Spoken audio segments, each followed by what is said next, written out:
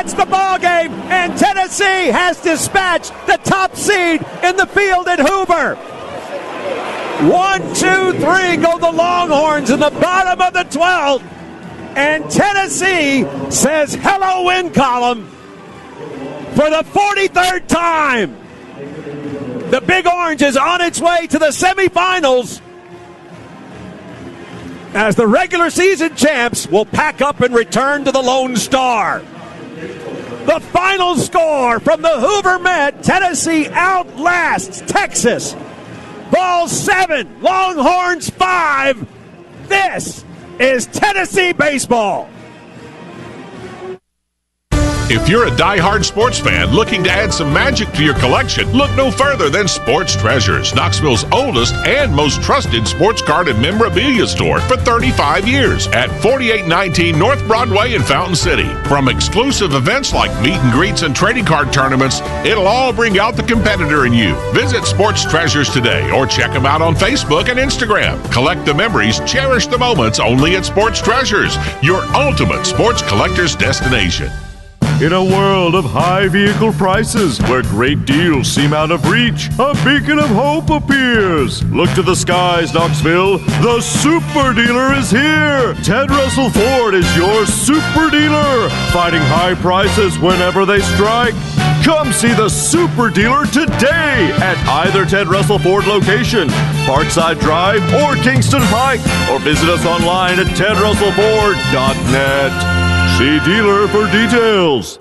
But Adam Silver is at center court presenting the MVP trophy to Shea Gilgeous-Alexander. Yeah, it's very much like a college atmosphere, no doubt about it. He's ESPN NBA reporter Dave McMenamin covering the Wolves in the Western Conference Finals. Hey, Dave, we appreciate the insight.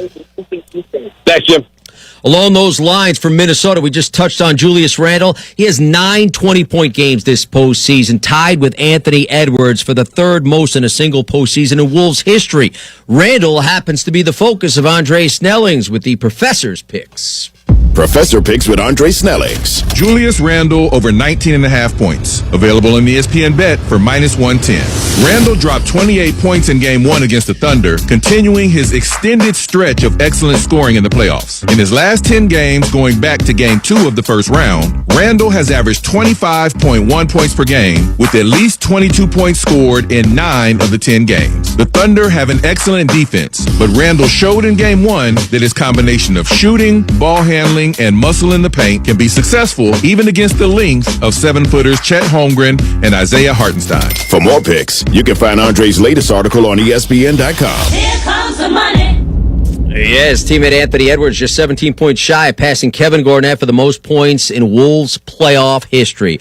Meantime, with 2:51 left in Game 1 of the Eastern Conference Finals, the Knicks had a 99.7 win probability, but then... Back iron, and in! Halliburton hit it!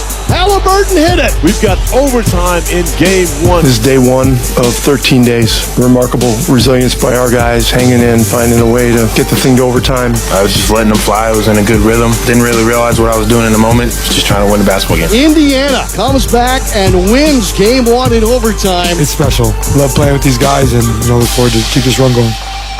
Here's what you have. In the playoffs, teams up 14 with under 2:45 to go. We're 994-0 since 97. Teams up 9 in the final minute. We're 1,414-0 since 98.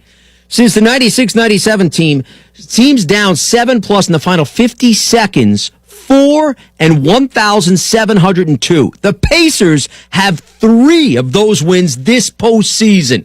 Let's bring in former Pacers center Roy Hibbert. You can catch him in the Paint segment on his YouTube channel. And Roy, that's 3 times this postseason they won games when down 7+ in the final 50 seconds. What does that say about this team's ability to win games that appear lost? Well, to be honest with you, the way how this team is constructed, they play together in all season long.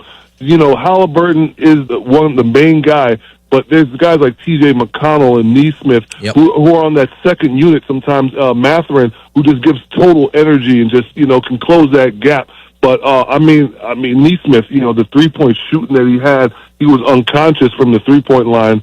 And, I have to give it up to the fact that, T.J. McConnell as well, he didn't have a lot of points, but him and Nembhard really did a good job of putting pressure on Jalen Brunson and making him pick up those ticky-tack fouls at the rim, putting him in foul trouble so he could be on the bench.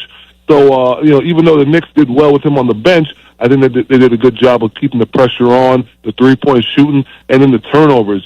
Brunson had 7 turnovers. That this team is like, I know I'm all over the place, but they play with such pace that it sped up the Knicks, and I think that really helps. What should the general public know about Tyrese Halliburton that perhaps those who watch him on a day-in, day-out basis already know?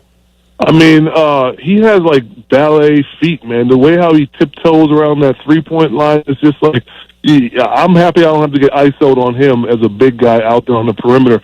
But like I said, I don't want to harp on the fact that how the team is constructed, but the fact that they have shooters at all positions. It felt weird not seeing Miles Turner on the floor late, in the middle and late to the game.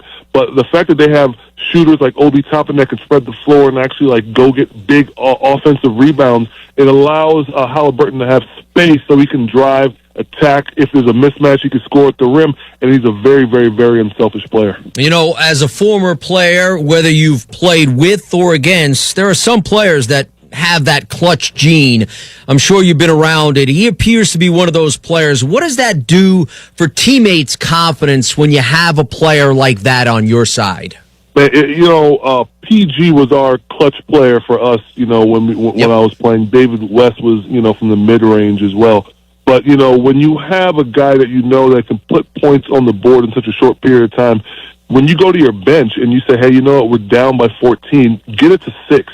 And then get Halliburton back in there. He can make something happen and make some magic happen. I think that's one of the biggest things is the differential between the bench. The Knicks, plays a really tight lineup. If this thing goes to 7, I don't know how many Villanova Knicks will be available. I feel like somebody's going to get hurt or something like that. I pray that nobody gets hurt, but that's just how the game goes. But right. They play with such pace. Catch him on his YouTube channel in the Paint segment. He's former Pacers center Roy Hibbert. Roy, we appreciate the insight. Thank you.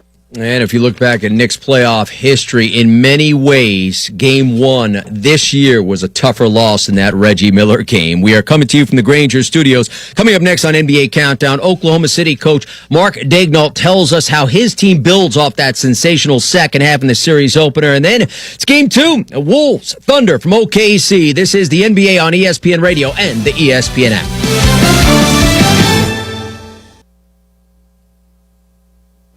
What? All the budget has to be used now? And we can use all the media buy? Javier's marketing firm just got its dream funding. Okay, ideas. Bobbleheads. No. T-shirt candy. I seriously need some help here. He needs to find marketing managers who are worth every dollar. I need Indeed. Indeed you do. Sponsoring a job on Indeed gives it a visibility boost, so you can hire faster. Redeem your $75 credit at Indeed.com/credit. Terms and conditions apply. Good evening, everyone, and welcome to the NBA Finals. In the NBA Finals, any moment can become unforgettable. Now is your chance to watch the next moment you'll remember forever. Jordan, open! Chicago with the lead! Unforgettable awaits.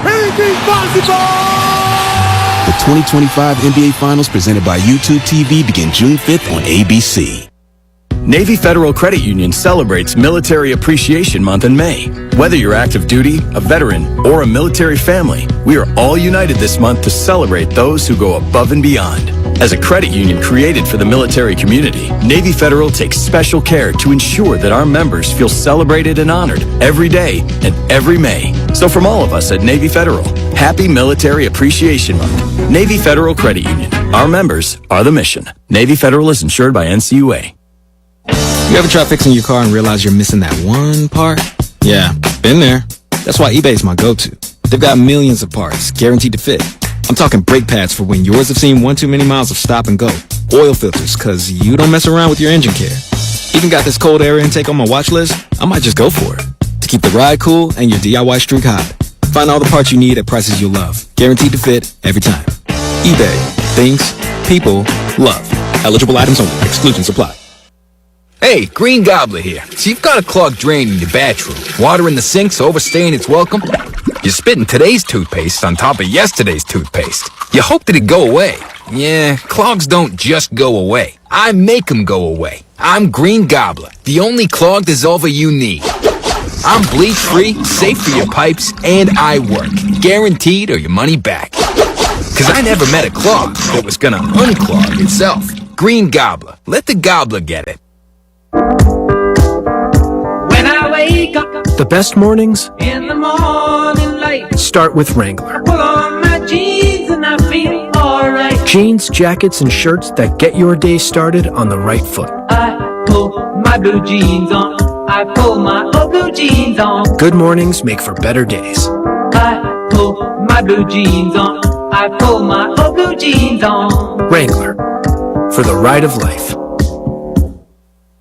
Evan Cohen here. Picking a place to build a life is a lot like selecting a draft pick. Make a decision that will set you up for long-term success. Pick Wisconsin. In Wisconsin, you'll find dynamic career opportunities, beautiful seasons, affordable living, and legendary weekends. From its high quality of life and great schools to its fine arts, culinary, and pro sports scenes, Wisconsin gives you so much to look forward to. That's why you should pick Wisconsin. Learn more about making Wisconsin your home. Visit pickwisconsin.com. Evan Cohen here. If you're a fan of 5 Hour Energy like I am, you're going to love what they've cooked up. 5 Hour Energy has introduced an incredible new flavor, Spicy Cinco de Mango. Spicy Cinco de Mango has a spicy chili flavor followed by a sweet mango flavor. Yes, you heard right. A spicy energy shot. It's spicy, sweet, and a tad unhinged. And it's only available online for a limited time or while supplies last. So don't wait. Head to 5hourenergy.com to order Spicy Cinco de Mango today.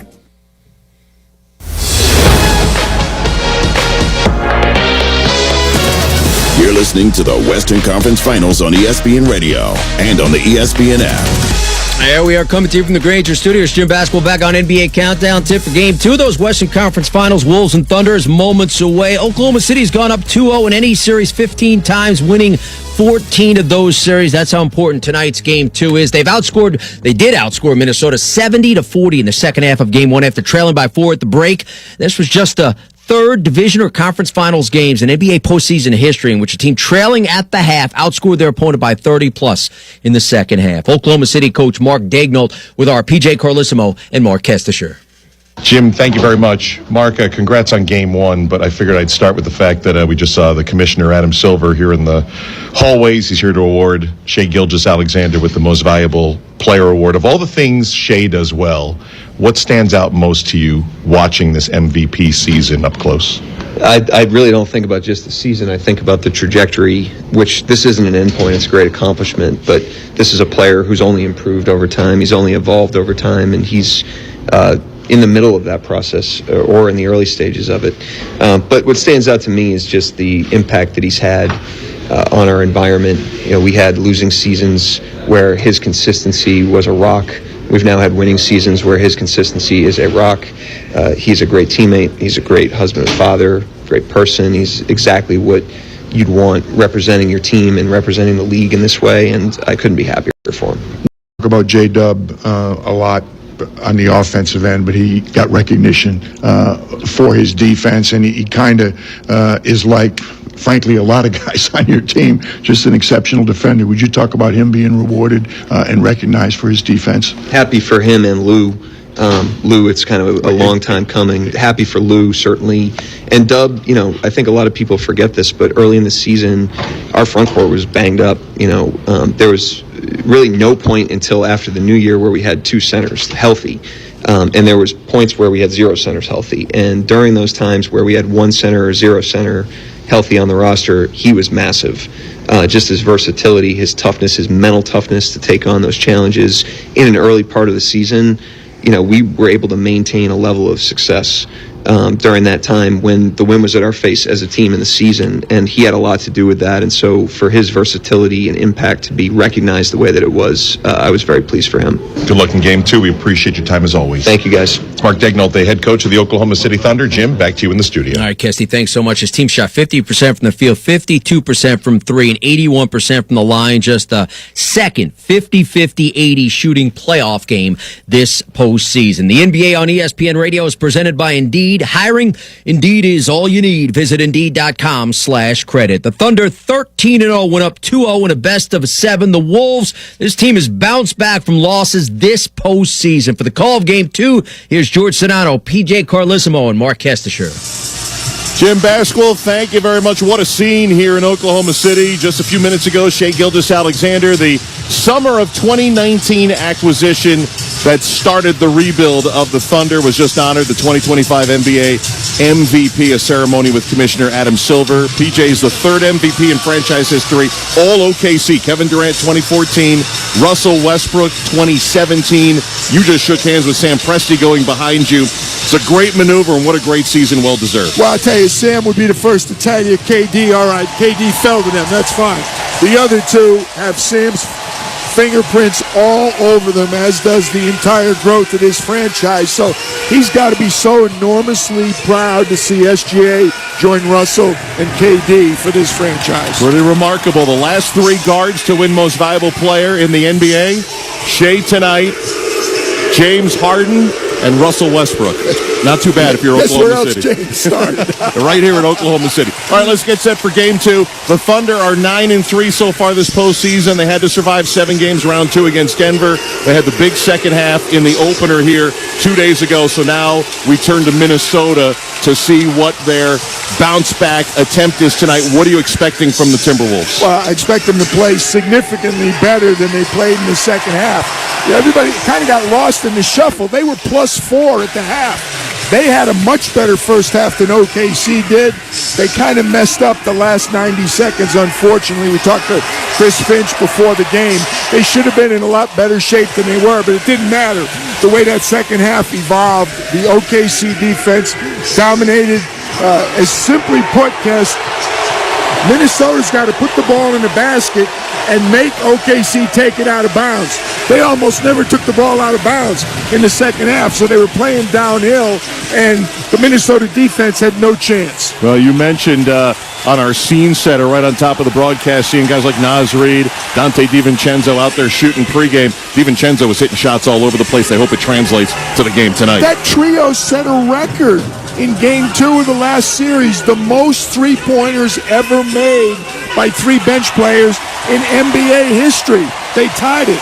They shot like me, you, and John Medani the other night. That's terrible. And our producer, John Medani, just handed me our starting lineups card. It's brought to you by eBay Motors. All the car parts you need at prices you'll love, guaranteed to fit every time. eBay, things people love. Same starting fives for Minnesota, the 6th seed. Mike Conley, Anthony Edwards in the backcourt. Edwards coming off just 18 points in Game 1. The front line, Jaden McDaniels, Julius Randle, who had 20 of his 28 in the first half, and Rudy Gobert in the middle. For Oklahoma City, Shai Gilgeous-Alexander, the freshly minted MVP, with Lou Dort getting his first ever all-defense NBA, and he came into the first team this year. Chet Holmgren, Jalen Williams on that front line with center Isaiah Hartenstein. George Sedano has the benches covered for us. George, what's the mindset you're seeing from Minnesota leading into this one? Kesty, both teams diametrically opposed with Minnesota. They're looking at being more aggressive. PJ was referring to it earlier, making shots. But being aggressive doesn't necessarily mean that they got to rush into it. They got to be a little more methodical, run their offense, make sure the ball moves, and reference that OKC's gap integrity defensively was really strong. So they got to move the ball to try to spread them out a little bit defensively. And on the flip side, OKC, they talk about winning the days in between.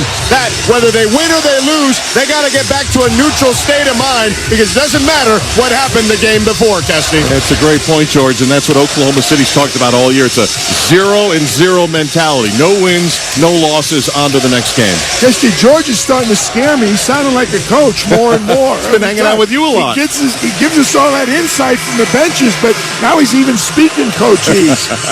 We are just about set for Game 2. The Thunder are wearing their Thunder Blue uniforms. Thunder across the chest, striped in orange and black. Minnesota, white unis, white bottoms. Wolves in dark blue across the chest. What an officiating crew tonight. Scott Foster, Tony Brothers, Pat Frere. Jesse, Scott Foster and Tony Brothers are in their 31st year. Pat Frere's in his 24th. How about that trio has worked over 5,000 NBA games, over 500 playoff games. What a great crew. It is loud in the building. We're set to go. Holmgren and Gobert to jump center, and Rudy wins the tap into the backcourt to our right. Mike Conley chased it down, brings it into the front court, right to left as we watch it courtside, and Game 2 is underway. Julius Randle, handoff to Anthony Edwards. They work it around to the left to Jaden McDaniels. McDaniels looking inside to Edwards. Outside the mid-post, tried to back down, passed it out. 7 to shoot. Into the corner, Randle. A contested 3 is a miss. Rebounded by Jalen Williams. They did a great job, Oklahoma City, keeping the Wolves out of the paint in Game 1, held them to 20 paint points. SGA attacks Gobert down the lane. He's cut off. Outside it goes to Williams. Jalen penetrates and kicks. Holmgren 3 from the left. No good, and Edwards has the rebound. Esty, I don't know whether there's anything to it. The visiting team picks the basket. Minnesota switched. They started at the opposite basket. I'm assuming Finchie wanted the offense in front of him in the second half. Mike Conley, jumper, no good. Rebound trickles out to the right to Edwards. Anthony drives hard right to the cup, puts it up and in. And that's exactly what Chris Finch wants to see early from him. Anthony Edwards is an underrated rebounder. He's a very, very good rebounder, as befits such an excellent athlete.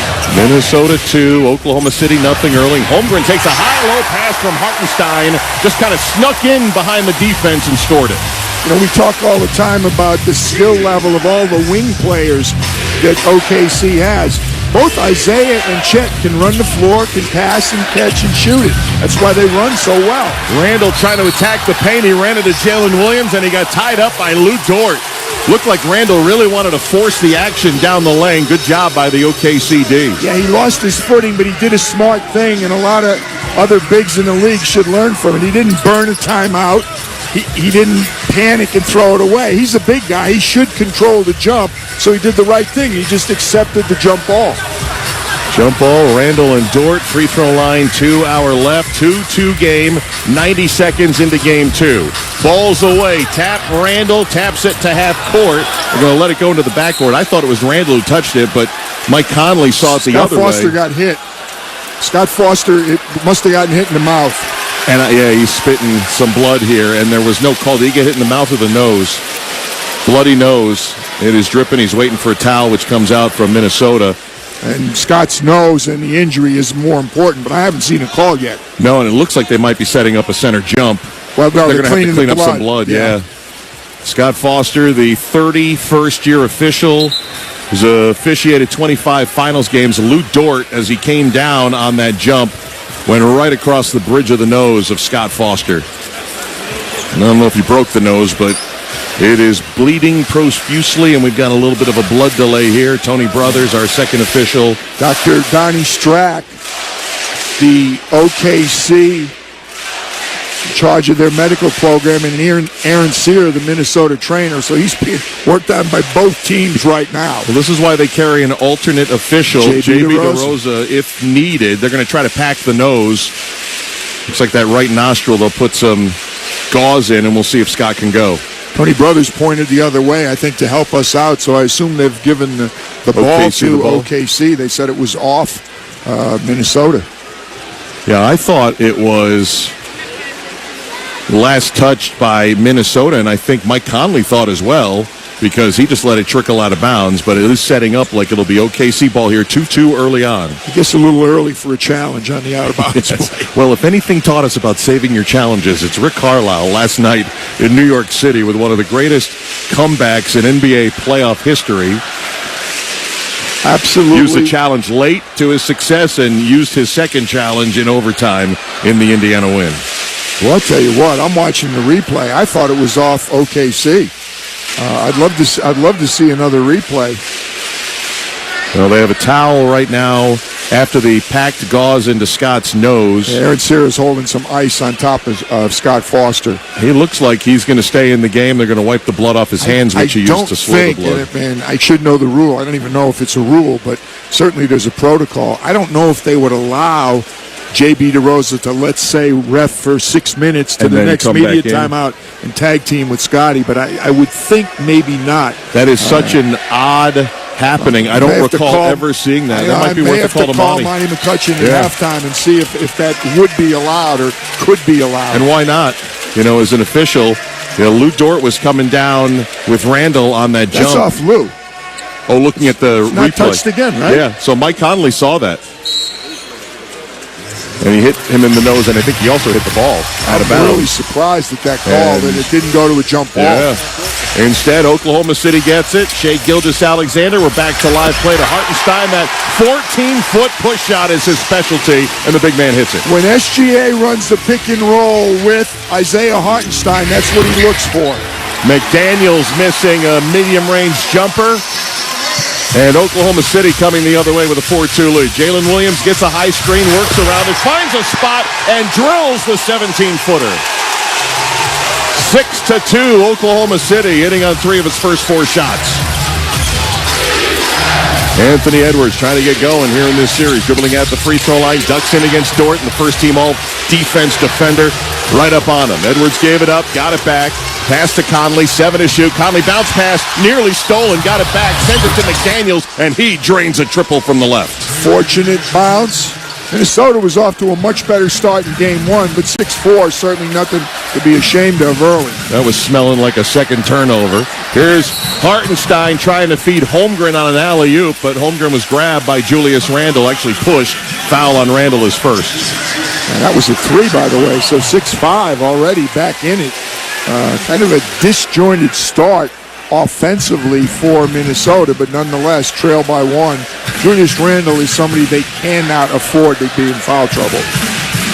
Inbound comes to Shea Gilgeous-Alexander, trying to run McDaniels through a screen. SGA passes to Dort, contested 3, misses from the left, hits the rim on the way down, and Gobert has the Minnesota rebound. Gives it to Anthony Edwards, waiting to see if Edwards forces the offense tonight. Stutter step inside the lane, pass to Conley, catch and shoot 3, missing from the right, and Holmgren secures the rebound for OKC. A lot of one and done here early. Yeah, Mike Conley's usually money from those corner 3s. SGA tried to drive on Randle, darts back beyond the arc, down to the head of the circle, moves to his left, ducks under, passing to the wing, Holmgren. Holmgren to the baseline, up top, Williams. One-legged elbow jumper, good. Jalen Williams putting OKC up 3. Possession really wasn't going anywhere. It was good D by Minnesota, but better patience by OKC. Anthony Edwards behind the back dribble, feeds Gobert, uses Rudy as a screen. He knocks down Dort, and Edwards wide open, cans the J. Real solid screen by Rudy Gobert, and Scott Foster didn't call the offensive, which he shouldn't have. Anthony Edwards, his first 2 shots, Minnesota down 1. Hartenstein dribbles around the perimeter, leaves it for SGA on the baseline. He'll rise, 18-footers good. OKC's hit 5 of its first 7. The MVP award seems to be agreeing with SGA. 10-7 Thunder. Under 8 minutes to go, first quarter. Randle, they reload him in the mid-post. Backing down, Jalen Williams turns, squares. He knew he missed the shot to the left. Chases down his own miss. Now pump fakes against Hartenstein. Gets position, layup no good. Tipped high in the air. Randle got it again. A third attempt won't go. And Gilgeous-Alexander clears. Down floor they go to the streaking Jalen Williams, who got blocked underneath. Loose ball, OKC comes up with it, and Lou Dort connects for the Thunder. Julius Randle did a good job working the glass. Jaden McDaniels did a good job hustling back, but it didn't matter. They came up with the offensive rebound. 12-7 lead, and Conley with SGA draped all over him, hits the triple. Mike Conley, the aged veteran. Jalen Williams drives to Hartenstein, baseline short jumper missed. Gobert the rebound, knocked out of bounds. SGA, was that off of? It was off of SGA. As a foul actually called on SGA. It was one of those situations that Scott Foster was confronted with. Is that Jalen Williams J-Dubs is down, on the floor? Didn't see what happened. It was off ball on the perimeter left, and the crowd goes to a hushed silence. He's going to get up. Now he's going to get up. And he stumbled a little bit as he's headed toward the bench Scott area. Foster had a choice, either give the ball to OKC or call a foul on Shai Gilgeous-Alexander, which he had to do because he knocked the ball away by a foul on him. We'll keep an eye on Jalen Williams as well. A timeout in OKC with 6:58 to go. First quarter, Thunder 12, Minnesota 10. And you're listening to the Western Conference Finals on ESPN Radio and the ESPN app, presented by Indeed. I did my ancestry DNA test. Felipe Esparza. Big mistake, man. At My Leisure World Tour. They opened up another child support case on me. Saturday, July 12th, Legends Theater and Route 66 Casino. Felipe Esparza. I thought I was done not knowing my kids. Tickets on sale now at Ticketmaster. Don't miss Felipe Esparza. Presented by Legends Theater at Route 66 Casino. Get off the lawn, Albuquerque. Water Authority rebates for turf replacement are now $3 per square foot. Yes, earn a $3 rebate on your water bill for every square foot of grass you replace. So get off the lawn with a wallet-friendly move to a desert-friendly xeriscape. Lower water bills, less maintenance, and an attractive yard that's in harmony with our dry climate. Restrictions apply and plans must be pre-approved. Visit abcwua.org for details. Hi, Daniel's Plumbing, Heating, and Air Conditioning. Yep, residential and commercial. Busted pipes, huh? We hired more plumbers so we can offer same-day service. I know. And we can have one out today. Oh, no, you're the best. Great, we'll see you soon. All right, who's going to take it? Daniel's Plumbing, Heating, and Air Conditioning, offering same-day plumbing service in most cases in Albuquerque and Santa Fe. DanielsHVACNM.com. You want it right today. Get it done the Daniels way. Daniels Plumbing, Heating, and Air. There's never been a better time to get behind the wheel than right now at Happy Days Motor Company. With over 100 clean vehicles in stock, many under $10,000, there's something for every budget. Good credit, bad credit, no credit, they've got a solution for you. With a sales team packing over 100 years of experience, you're in great hands. Visit Happy Days Motor Company at San Mateo and Constitution, 2 stoplights south of I-40. Happy Days, it's more than just a name. HappyDaysMotorCo.com.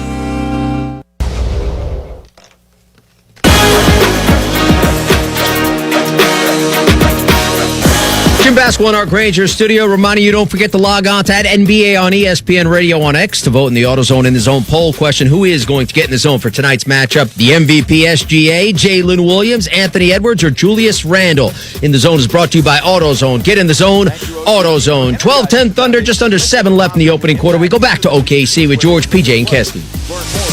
All right, thanks a lot, Jim. And George, that looked like friendly fire there for Jalen Williams, would you say? Yeah, he tripped over one of his own team. Timberwolves early in game 2. That's a bit alarming. And Minnesota down only 2 despite the Thunder assisting on 5 of their 6 makes on a 6 of 10 shooting start. Dort and Dub collided on that last sequence. Dub is fine. He stays in. Cason Wallace inserted by OKC.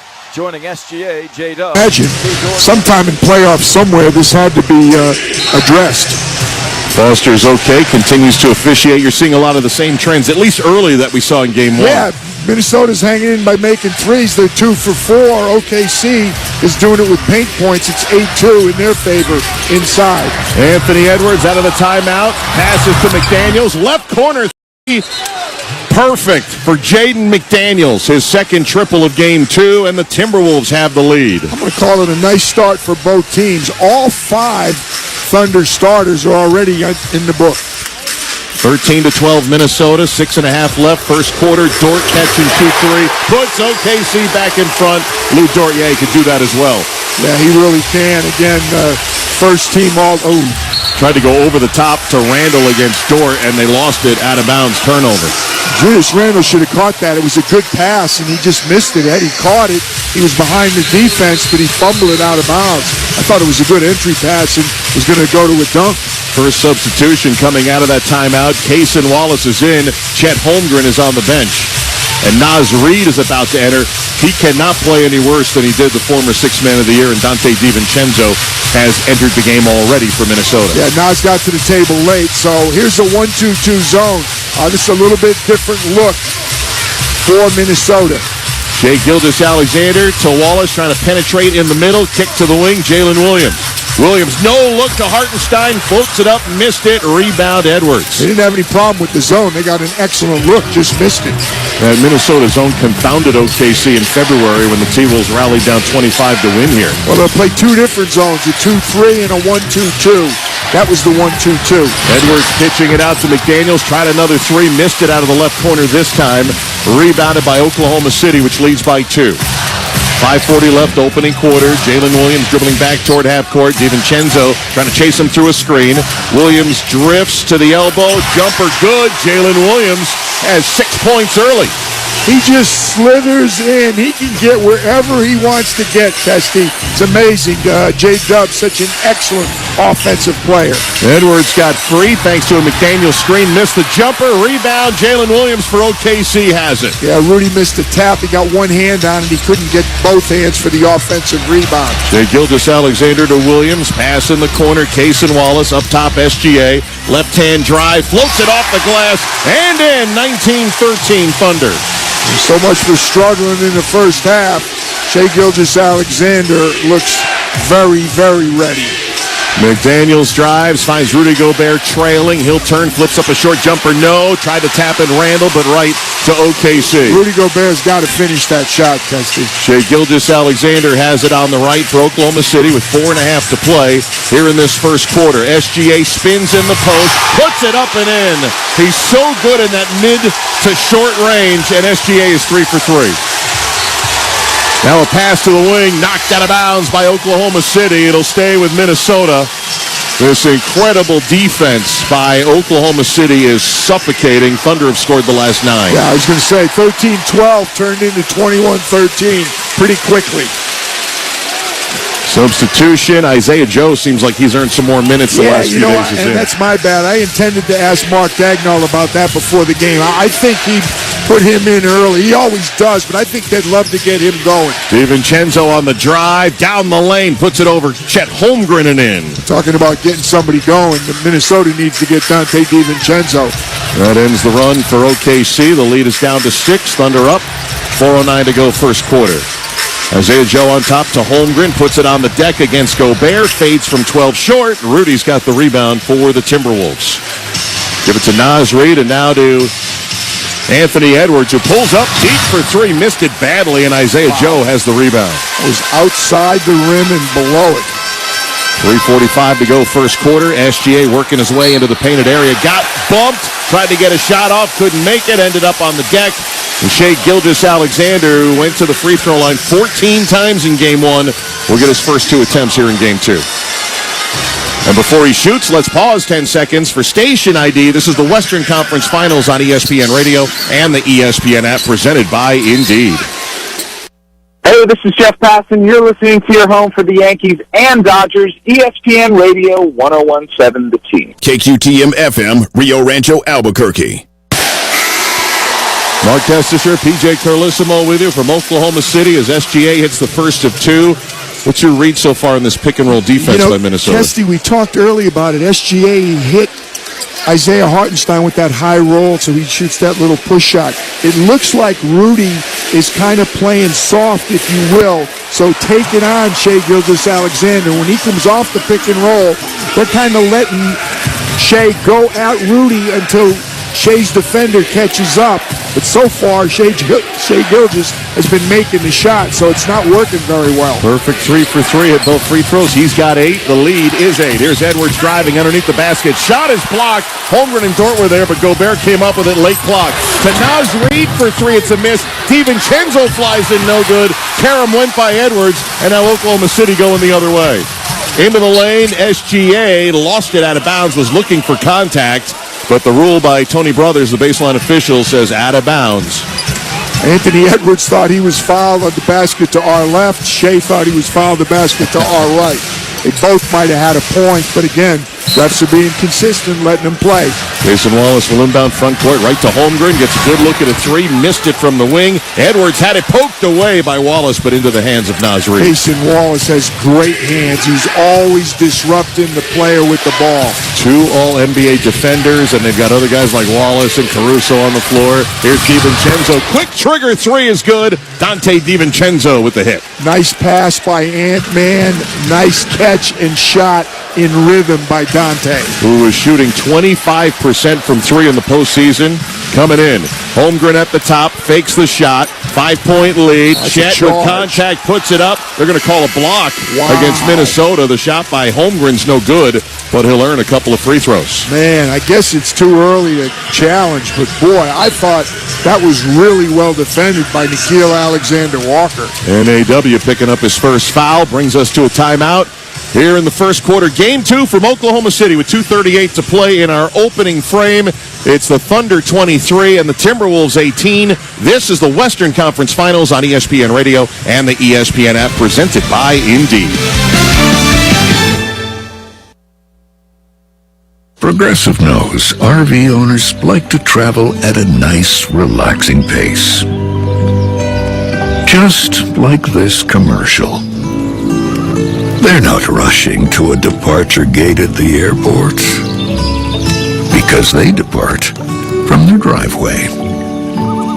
And they can relax even more knowing they're protected by Progressive. Now here comes the fast part. Progressive Casualty Insurance Company and Affiliates. Evan Cohen here. It's time to turn things up a notch. This summer, don't binge watch shows. Binge s'mores by the campfire. Press pause on the podcast and press play on the warm weather vibes. Here's your chance to win $10,000 for your ultimate summer. What are you waiting for? Take your shot with 5-Hour Energy and make this summer your best summer ever. Visit 5heshot.com for full details and rules and to enter today. No purchase necessary. Ends June 30th, 2025. This is the story of the one. As a lineman, he does whatever it takes to keep the power on in his community. And he wants a partner like Grainger who does the same. Grainger offers the professional-grade products he needs, from voltage detectors to harnesses to hard hats, plus fast, dependable delivery, so he can rise to every challenge.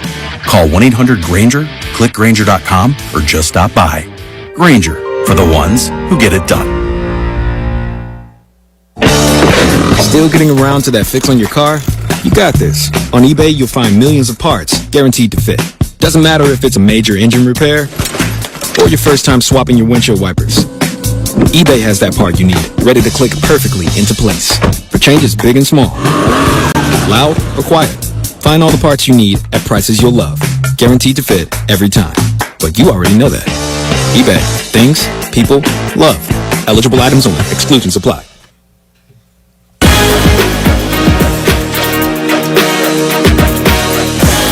Jim Basketball in our Grainger studio. It's Game 2 of the Eastern Conference Finals from Madison Square Garden. We got you covered with the pregame at 7:30 Eastern. Tomorrow, Pacers and Knicks. Indiana rally from 17 down in the fourth in the opener. 9 down in the final minute to force OT and win it there. Jalen Brunson on how New York turns the page. I'm pretty sure everyone's going to be thinking about it, but I think our mindset has to be short-term memory. Just from like the disappointment part. Obviously, we got to learn from what we did, but the short-term memory comes from the disappointment and discouragement of how we lost last night. So I'm just going to be ready to go. In the meantime, the former Nick Julius Randle is yet to score. The MVP SGA has 8 to lead all scores, 23-18 OKC. We go back to Oklahoma City with George, PJ, and Kesty. All right, Jim, and the NBA on ESPN Radio is brought to you by the Capital One Venture X Card. What's in your wallet? Terms apply. See CapitalOne.com for details. Kesty, I'm telling you, looking at the stats, Minnesota done a decent job. Only 2 turnovers so far, 2 points off those turnovers for OKC, because that's always a concern when you play against the Thunder. 12-4 already, though, paint points. That's, again, OKC attacking the rim. They're getting the ball inside. They're hitting the roll man, and you got Shai Gilgeous and J-Dub just attacking and getting into the paint and finishing this. Chet Holmgren makes the first shot. Tell you the number that jumped out at me. I know they're a good rebounding team. I did not pick up on this. They have 7 offensive rebounds already. They don't have much to show for it. They've only got 2 points off those 7 rebounds, but it's a good indication that they're working the glass well. It's also a good indication, unfortunately, that they're not making shots. Both free throws good for Chet Holmgren. 25-18, Oklahoma City with a 7-point lead. We have 2.5 minutes to go first quarter. You pointed out Minnesota not scoring paint points. They were averaging 51-plus in the first 10 games of the postseason, only 20 the other night. Here's Anthony Edwards trying to back down into the paint, turns, and scores right over Chet Holmgren. There's 2 more paint points there. I'm telling you what, I didn't notice. I think it was Kaysen Wallace guarding Ant-Man. The other 4 Thunder all had a foot in the paint. Isaiah Joe, good look at a 3, missed it offline, but an offensive rebound by Wallace. Out to Alex Caruso getting his first run of game 2. They feed Holmgren on the wing, back to Joe, bounces it to the rolling Holmgren, takes it to the rack, guides it through as he hits the deck. Another little pick-and-roll slip and 2 more paint points for OKC. 27-20 lead for the Thunder. Reed on top into the corner, Randall, ball fake. Holmgren did a nice job not buying it. Now a pass to the opposite corner, and Nickeil Alexander-Walker hits the triple. Well, that's good. Dante DiVincenzo on track. Alexander Walker on track. I'm surprised Julius Randle didn't take that shot from the left corner. Holmgren driving hard into 3 Timberwolves, and he might have gotten hit below the belt as he goes to a knee. Drew the foul. Foul's going to be on Naz Reid. His first 2 free throws for Holmgren, but first trying to catch his breath on the baseline. Well, they call it in boxing a standing 8 count. He's going to take the 8 count before he gets up, for sure. Kenrich Williams, who came deep off of Mark Daigneault's bench in game 1, getting set to check in. He's going to get a nice hand when he checks in. He was the 10th Oklahoma City Thunder player and came up with some big points at a crucial stretch. Talking to Shea yesterday, he mentioned from day 1, Mark Daigneault tells everybody, hey, there's no set lineup. There's nothing that's not going to change from game to game. You be ready. Some nights it's going to be your night, some nights it's not, and they have bought in. And he uses his bench as well or better than any coach in the NBA. He replaces Isaiah Joe as Holmgren hits the first free throw, and Charles Barkley may not know his name, but everyone here in Oklahoma City does. Just gave Kenrich Williams a big hand. Holmgren, 1 more to go. Probably B has nights when he doesn't know his own name, so we'll cut him a little bit of slack. That's true. We might see him during the finals at some point. Oh, for sure. Holmgren hit both free throws. He's got 8.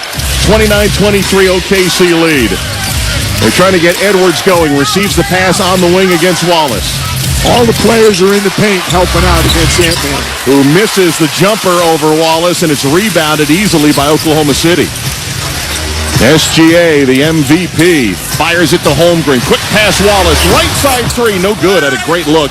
Rebounds tipped out of bounds. Last touch by Holmgren. Kesty, they call that defense boxes and elbows, and what that means is who's ever playing the man with the ball, you play him, but you've got 4 guys helping you. 1 on each box, 1 on each elbow.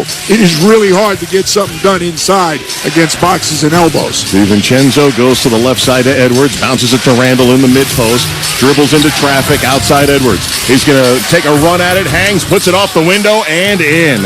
So athletic, hanging in the air for a long time. 6 for Edwards, within 4. Here's Kaysen Wallace 3. It's a miss, and Edwards has the rebound.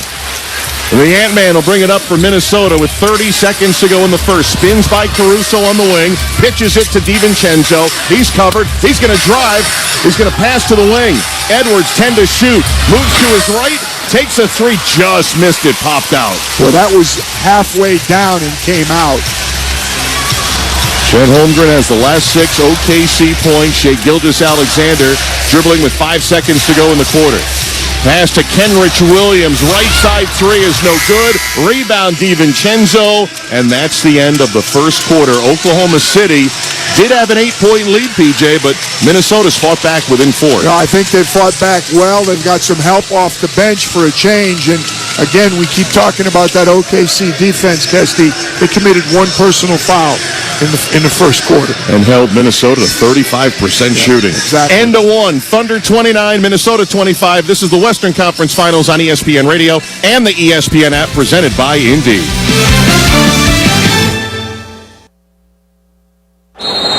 Postseason dunks, threes, buzzer beaters. There's so much NBA happening. I gotta keep up. Whoa, take it easy there. There's a better way to NBA. all playoffs long. Wait, really? With the NBA app, you get real-time stats and scores for every playoff matchup. Witness playoff drama as it unfolds. Seriously? Catch every bucket all in one place, all for free. Where have you been all my life? There's a better way to NBA. Download the app today. Available on the Google Play, Apple app, and Android stores. Oh, these polymers aren't as flexible as batch K3. Researcher Laurie is stretched thin. Did you get the vulcanization analytics from V66?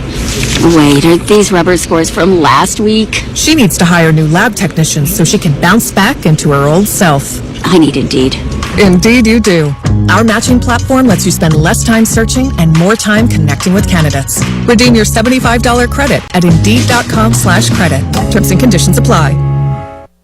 Okay, raise your hand if you want to make your life a little bit easier. Great. Now raise your other hand if you like to be comfortable. Perfect. Now that you have both hands raised, imagine putting on your shoes. And that, folks, right there is your answer to an easier, more comfortable life. Go hands-free with Skechers Slip-ins. This is footwear you don't need your hands to put on. They can be raised in the air, and you can just step it and go. Why don't you experience what people can't stop talking about? Life-changing Skechers Slip-ins. Get your Slip-ins at a Skechers store, Skechers.com, or wherever stylish footwear is sold.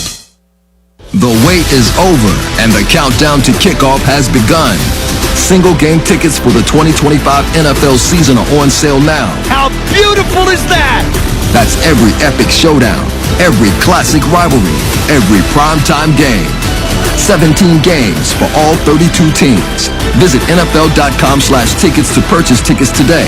Tickets are available through the NFL Ticket Network, including Ticketmaster, SeatGeek, and Sports Illustrated Tickets.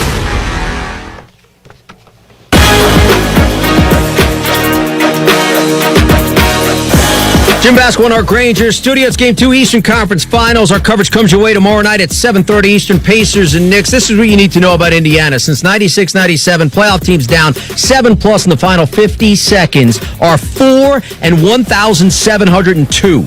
The Pacers have 3 of those wins this postseason. Game 5, Milwaukee. Game 2, Cleveland. And the opener against the Knicks. Meantime, we are start of the second quarter with Oklahoma City up 4-29-25. Chet Holmgren is Matt's SGA with 8 points. We go back to George, PJ, and Kesty.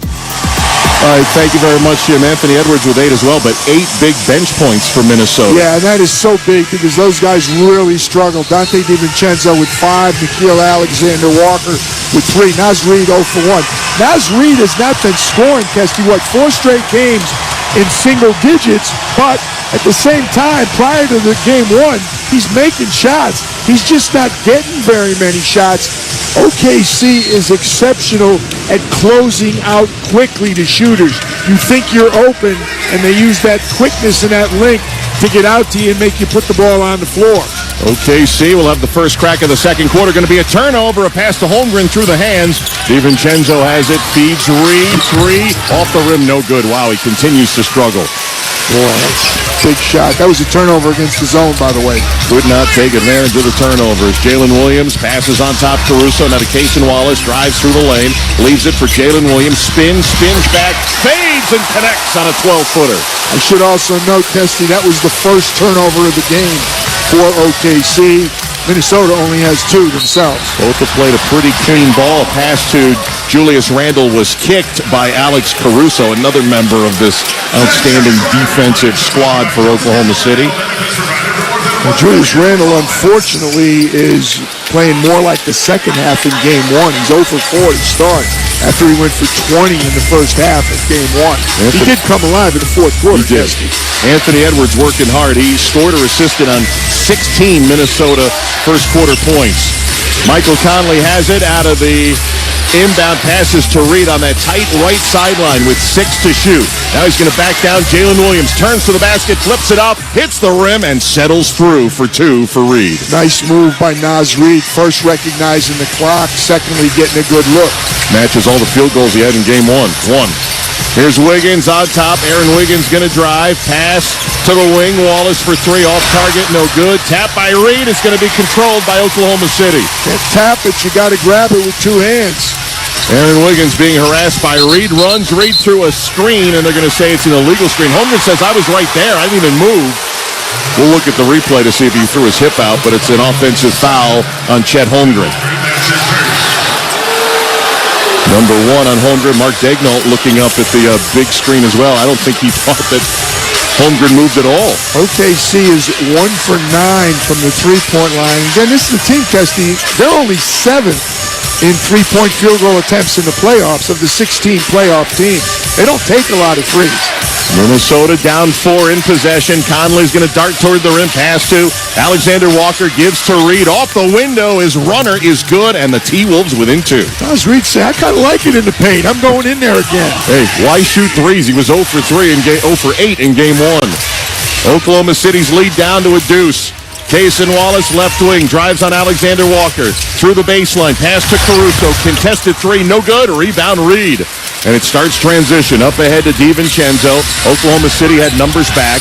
They'll shovel to Rando and back to Dante. Left wing 3. It's good for DiVincenzo and the lead. Esty, how about you? This is so different than the second half of Game 1 because they're putting the ball in the basket, making OKC play against their set defense, and they can play downhill. Jalen Williams, turnaround tough, fadeaway jumper's good. That ends Minnesota's 7-0 run and puts the Thunder back in front by a point. 33-32, OKC, 9.5 to play in the half. Reed puts it on the deck, finds DiVincenzo's off to a good start with 8 points. Aaron Wiggins defending, leaves it for Naz Reid, short corner. Outside DiVincenzo for 3, missed it, and rebounded by J-Dub. Jalen Williams, the ball handler, into the front court. Finds Holmgren. He'll walk into a 3 and splash it home. Holmgren with the triple. He's got 11.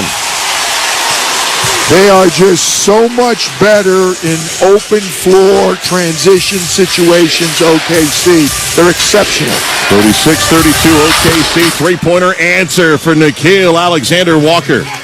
Now they got to play, excuse me, Kesty, against set defense for a change. Jalen Williams being harassed just up top of half court. He dribbles against Alexander Walker at the three-point line, steps inside the arc. Pass to Wallace, who was darted behind the line, had it poked out of bounds by Conley. It'll stay with the Thunder 10 to shoot. We're so accustomed to OKC's offensive possessions taking about 5 or 6 seconds. They just come busting down the floor, make a pass or 2, and get a good shot. And that slight hesitation, taking the ball out of bounds, a difference in the world. Inbound all the way to the wing, missed 3 by Wiggins. Naz Reid has it for Minnesota. 36-35 Thunder. 8.5 to go, quarter 2, game 2. DiVincenzo pass, Randall's got it. Randall looking for his first points, drives, floats it up and in. His first bucket, our 5th lead change, and a timeout called by OKC. And if you're a Minnesota fan, you can really be encouraged because that's the first drop that's come from Julius Randle so far this game. So that's very encouraging. Timeout, 8:17 to play, second quarter. Minnesota 37, Oklahoma City 36. It's game 2, and you're listening to the Western Conference Finals on ESPN Radio and the ESPN app, presented by Indeed.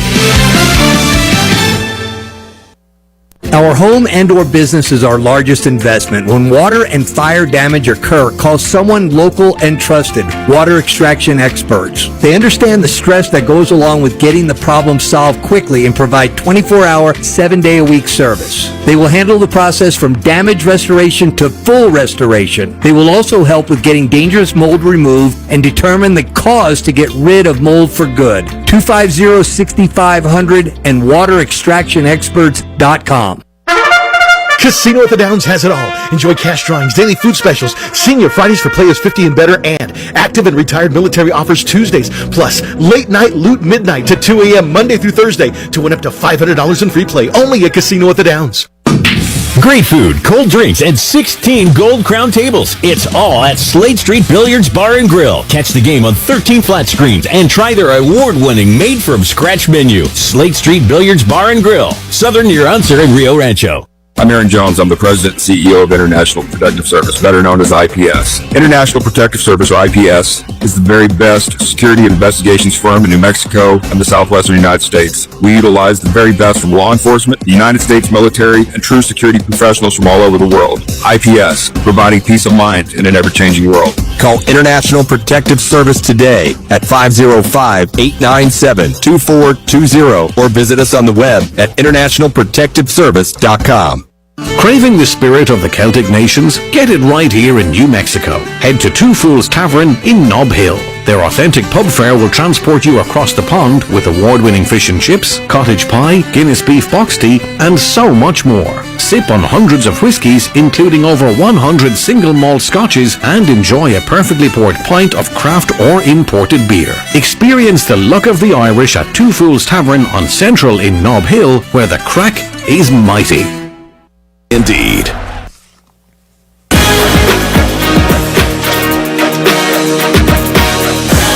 Jim Bass, one our Granger Studios. It is Game 2 of the Eastern Conference Finals tomorrow night with the New York Knicks looking to respond from an awfully tough series opening loss to the Pacers, where Indiana rallied from 17 down in the fourth quarter. Our coverage comes your way at 7:30 Eastern. The Wolves looking to rebound from a 26-point loss in the series opener, and they've got 18 points off their bench thus far. 8 from Dante DiVincenzo, up 37-36 with 8:17 left in the opening half. We go back to George, PJ, and Kesty. All right, thanks, Jim, and a great hand for Chris Paul moments ago. Of course, remember, during Katrina, New Orleans Hornets played here in OKC, and then he played for the Thunder back in 2020. Played very well, was very popular. By the way, he's a little younger. I can call him a young guy. Was he 38 or 39? I'm not sure. He's pushing 40. He's about 38. He started 82 games this year for the San Antonio Spurs. Wow. That's taking care of your body, and that's showing up for work every night. Well, let's not talk starters. Let's talk bench. And for Minnesota, that's been a change of pace here. Well, the Minnesota bench, specifically Dante DiVincenzo, Naz Reid, Nickeil Alexander-Walker, were 7 for 36 in Game 1. They're 7 for 11 right now. It's 18-0 bench points in favor of the Wolves. Here's a 1-2-2 zone again out of the timeout. Minnesota in that zone. OKC trying to attack it from the top. Wiggins over to J-Dub. A long three is no good, but an offensive rebound against that zone. Case and Wallace. Wallace at the top, 10 to shoot. Drives by Conley and lays it in. Too easy, and again, an offensive rebound hurts the zone. That is the first bench points for Oklahoma City. They had been 0 for 7 from the field. DiVincenzo over the top. Randall too far. Turned it over. Shea Gilgeous-Alexander the steal. Up ahead Caruso. Trailer to Williams. Back to Caruso. Three-pointers down. That's how they get you, man. You turn it over and they cash it in. Quick possessions off turnovers. Only the third turnover, though, for Minnesota. 4-point lead Thunder, 7.5 to play. First half pass to Reed, and Alex Caruso fouled Reed, a hard foul as he went for the steal. Reed ended up on the deck, still in the sitting position, now being helped up as we take a look at that replay. Actually, it's a replay of the turnover before. It'll be side out of bounds, though. It'll be free throws coming. Should we call our birthday boy on the other side and tell him we want a different replay than the one Who's ESPN celebrating today? Mr. Breen is celebrating Happy his birthday. 91st or 92nd birthday. I'm not Depends sure. what calendar not you sure After the which. defensive foul, we're checking to see if there was a hostile act. Yeah, we haven't seen a replay on it yet, but it did look like as Caruso was coming over to make that steal, he got a piece of Randall above the neck. Right now, Scott Foster and Tony Brothers have the headset on, being assisted by Bill Kennedy in the replay center, and we're getting a replay here. It was from behind Randall, and as Caruso was coming across PJ, kind of swung his arm. We couldn't see it on the first angle. On the second, that's a play on. No way. That's play on. Yeah. Billy Kennedy in the replay studio. Just helping with the looks. Whether or not a play is deemed a flagrant foul rests with the 3 game officials. And let me correct myself. It's a foul, but it's not a flagrant. When I say play on, not flagrant. Headsets come up quickly. Following a defensive foul by Caruso, the act by Randall was deemed not to be hostile. We'll move on from there. All right. Alex Caruso, Kesty, is very similar to Dante DiVincenzo. They are always involved in physical, I don't want to say altercations, but physical contact. So there's always going to be a little push-off, a little shove. It's never just a clean little reach-in foul. Yeah. There's always something more happening if Alex Caruso or Dante DiVincenzo are involved for their respective teams. So Caruso had the foul. They were looking at Randall's arm as he warded off Caruso. And it was not raised good. to flagrant. No flagrant call.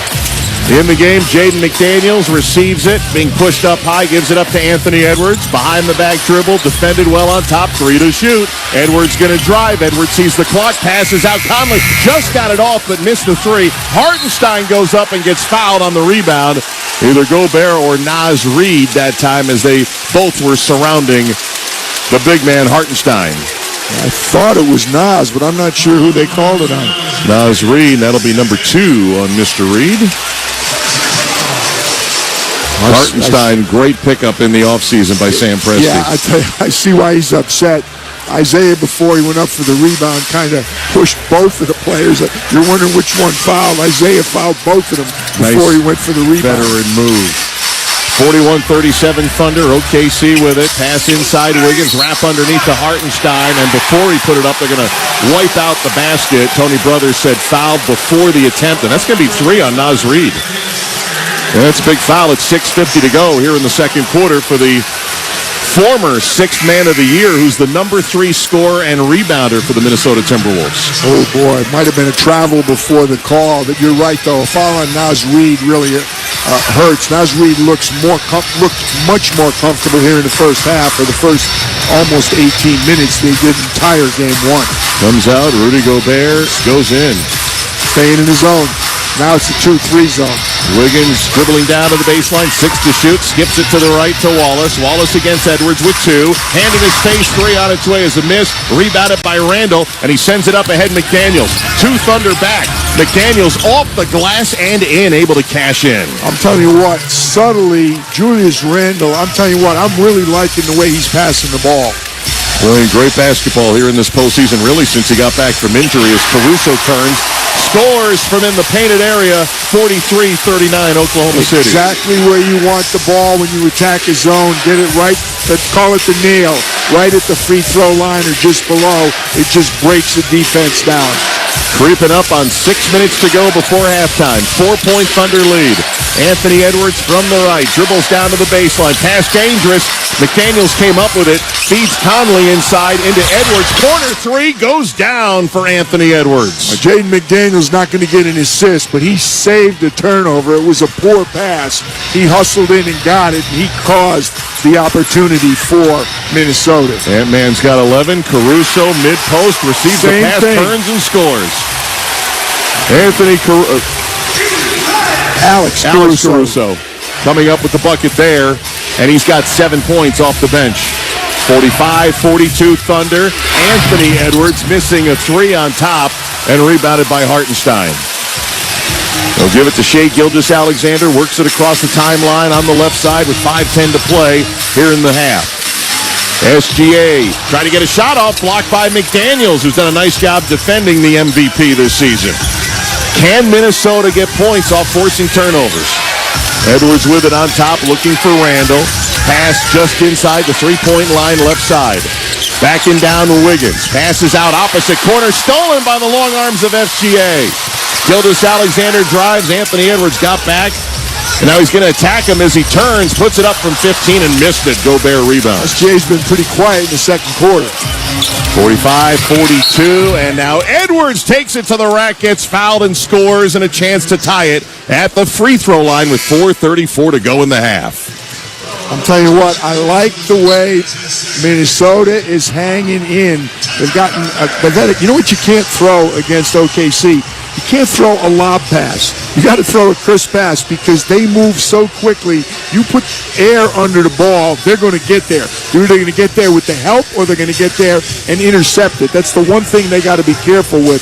But I like everything else that Minnesota's doing. Got a timeout here. We'll have the free throw from Edwards on the other side. 4:34 to go, first half.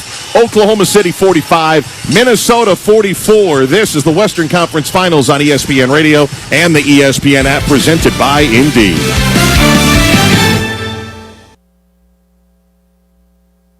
Hey everybody, this is Greeny here, and this message is for all the home improvement DIYers out there. Sherwin-Williams is running the play of the season with their Memorial Day sale.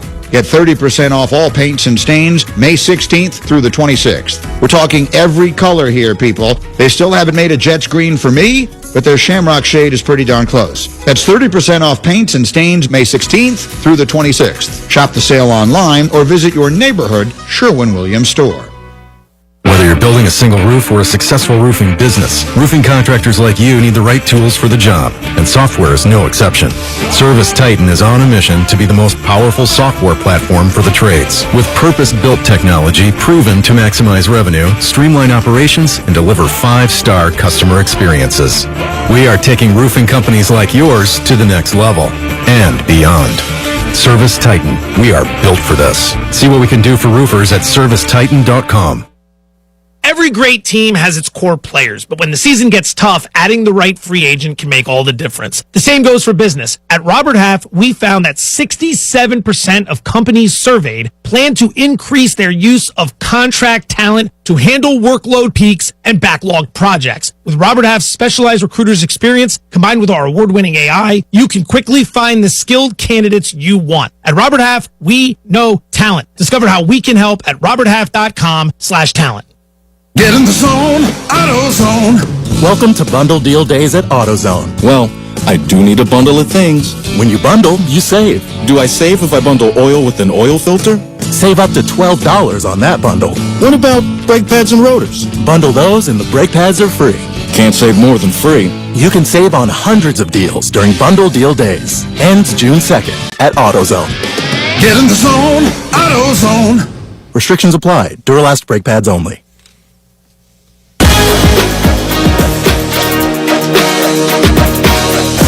Jim Basketball in our Granger studio. Game 2 of the Eastern Conference Finals comes tomorrow night from Madison Square Garden. 7:30 Eastern. Our coverage comes your way. Pacers and Knicks. Indiana, they rallied from 9 down in the final 52 seconds to get that win. A rarity to say the least. Meantime, Anthony Edwards is up to 13 points. He has the Wolves within one at 45-44. We go back to Oklahoma City with George, PJ, and Kesty. All right, thanks, Jim. And George Sedano's behind the Minnesota bench. Kesty, the T-Wolves were talking about offensively, they need to do a better job of spacing, that they're too bunched together, that guys need to make sure to cut to make sure that there's better spacing. And then defensively, Anthony Edwards was telling his teammates, don't bite on the pump fake from Shai Gilgeous-Alexander. It's tough. He's a tough guy to cover, but it's a great piece of information from Anthony Edwards. Yeah, it is. What are there, 30 teams in the league, 15 active players, 17 total. So 520 guys are trying to do that same thing, but very few have been able to do it, to not bite on SGA's pump fakes.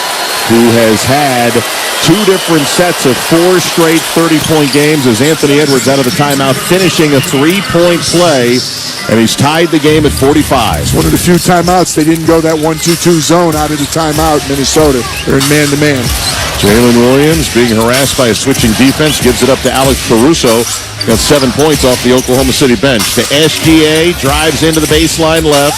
Got a lot of length around him. Passes it to Hartenstein, who tossed it up and gets the roll. Well, I'll tell you what, that was against man-to-man. They are finding open players right by the dotted line, and that's an easy finish. 47-45 Thunder. DiVincenzo from the right corner as he tried to make his move in, stepped on the sideline. Turnover, Minnesota. That is their 5th of Game 2. Well, the good news, it's a dead ball turnover. OKC's got to take it out of bounds. SGA brings it front court, and he carried the ball. Scott Foster saw it as he was trying to make his move at the three-point line. And you saw it, too, because Scott just pointed right at you. Scotty laughed at me. He goes, I got it. I don't need to listen to you. Oh, he remembers those days. You barked at me enough on the sideline. I think he could still hear your voice when he goes to bed at night. 47-45 Thunder, 3:55 left in the half. At the top, Edwards. Edwards probes, passes to McDaniels. Open 3 on its way, missed it. Rebound contested, and J-Dub has it for Oklahoma City. Well, Jaden McDaniels had some good looks on that left baseline. Gilgeous-Alexander has it in the front court. McDaniels 2 for 4. He hit 2 of those good looks. SGA being bodied by McDaniels, takes him baseline, falling down, looking for contact, just threw it at the rim and nearly got it to fall. Offensive rebound, Dort. They keep possession. SGA backing down the lengthy McDaniels into the lane, spins, fades, and hits. The MVP's got 10. Minnesota's defense is much better, but it's not a good defensive possession until you secure the rebound. They're getting hurt on second shots. Anthony Edwards using a Gobert screen, shoots for three, hits the rim softly, but falls off no good. SGA front court bounce pass to Jalen Williams. He'll fire a three, no good, pops out, Edwards rebounds.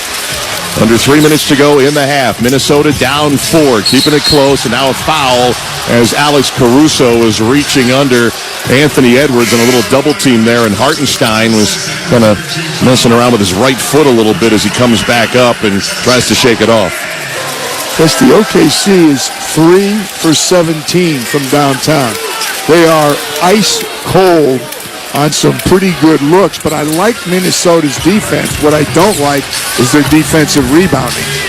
And there's only the third team foul against Oklahoma City. Inbounds, Randall has it, drives through the lane, pitches out on top. DiVincenzo has it against SGA. Finds Gobert down low, outside Edwards. Good look for three, on its way, no good, and Williams rebounds for the Thunder. Really good look. 2.5 to play, first half, 4-point game. Minnesota led by 4 at halftime Tuesday night. SGA using the screen, drives in the lane. Gobert gets the foul on Gobert, tossed it at the rim, no good.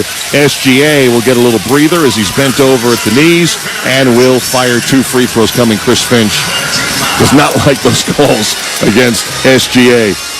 I'd like to see the boy Rudy, where they're showing 2 plays ago on the offensive end. Rudy Gobert made a really nice kick-out pass from the box, and Ant-Man would love to have that shot back. He had a comfortable margin and just couldn't convert it. Tell you, Kesty, we talked to Finchie about it before the game. Minnesota outplayed OKC for most of the first half of Game 1 and then did a poor job of closing it was really only the last 90 seconds. Then let an 8-point lead kind of get away from them. Right now with 2:22 left in this first half, Minnesota's got to make sure they do a better job closing the quarter. SGA hits both free throws. Only 4 attempts in the first half. He's got 11 points, 12 points rather. 51-45 Thunder. Zone. Minnesota ball, 2:20 to go. Now we got a zone from OKC. DiVincenzo works it to McDaniels for 3. Shooting over the zone. He triples for the 3rd time. Jaden likes that. He said, yeah, stay with this zone. That time he took it from the top after all those corner shots. Open shot I've had.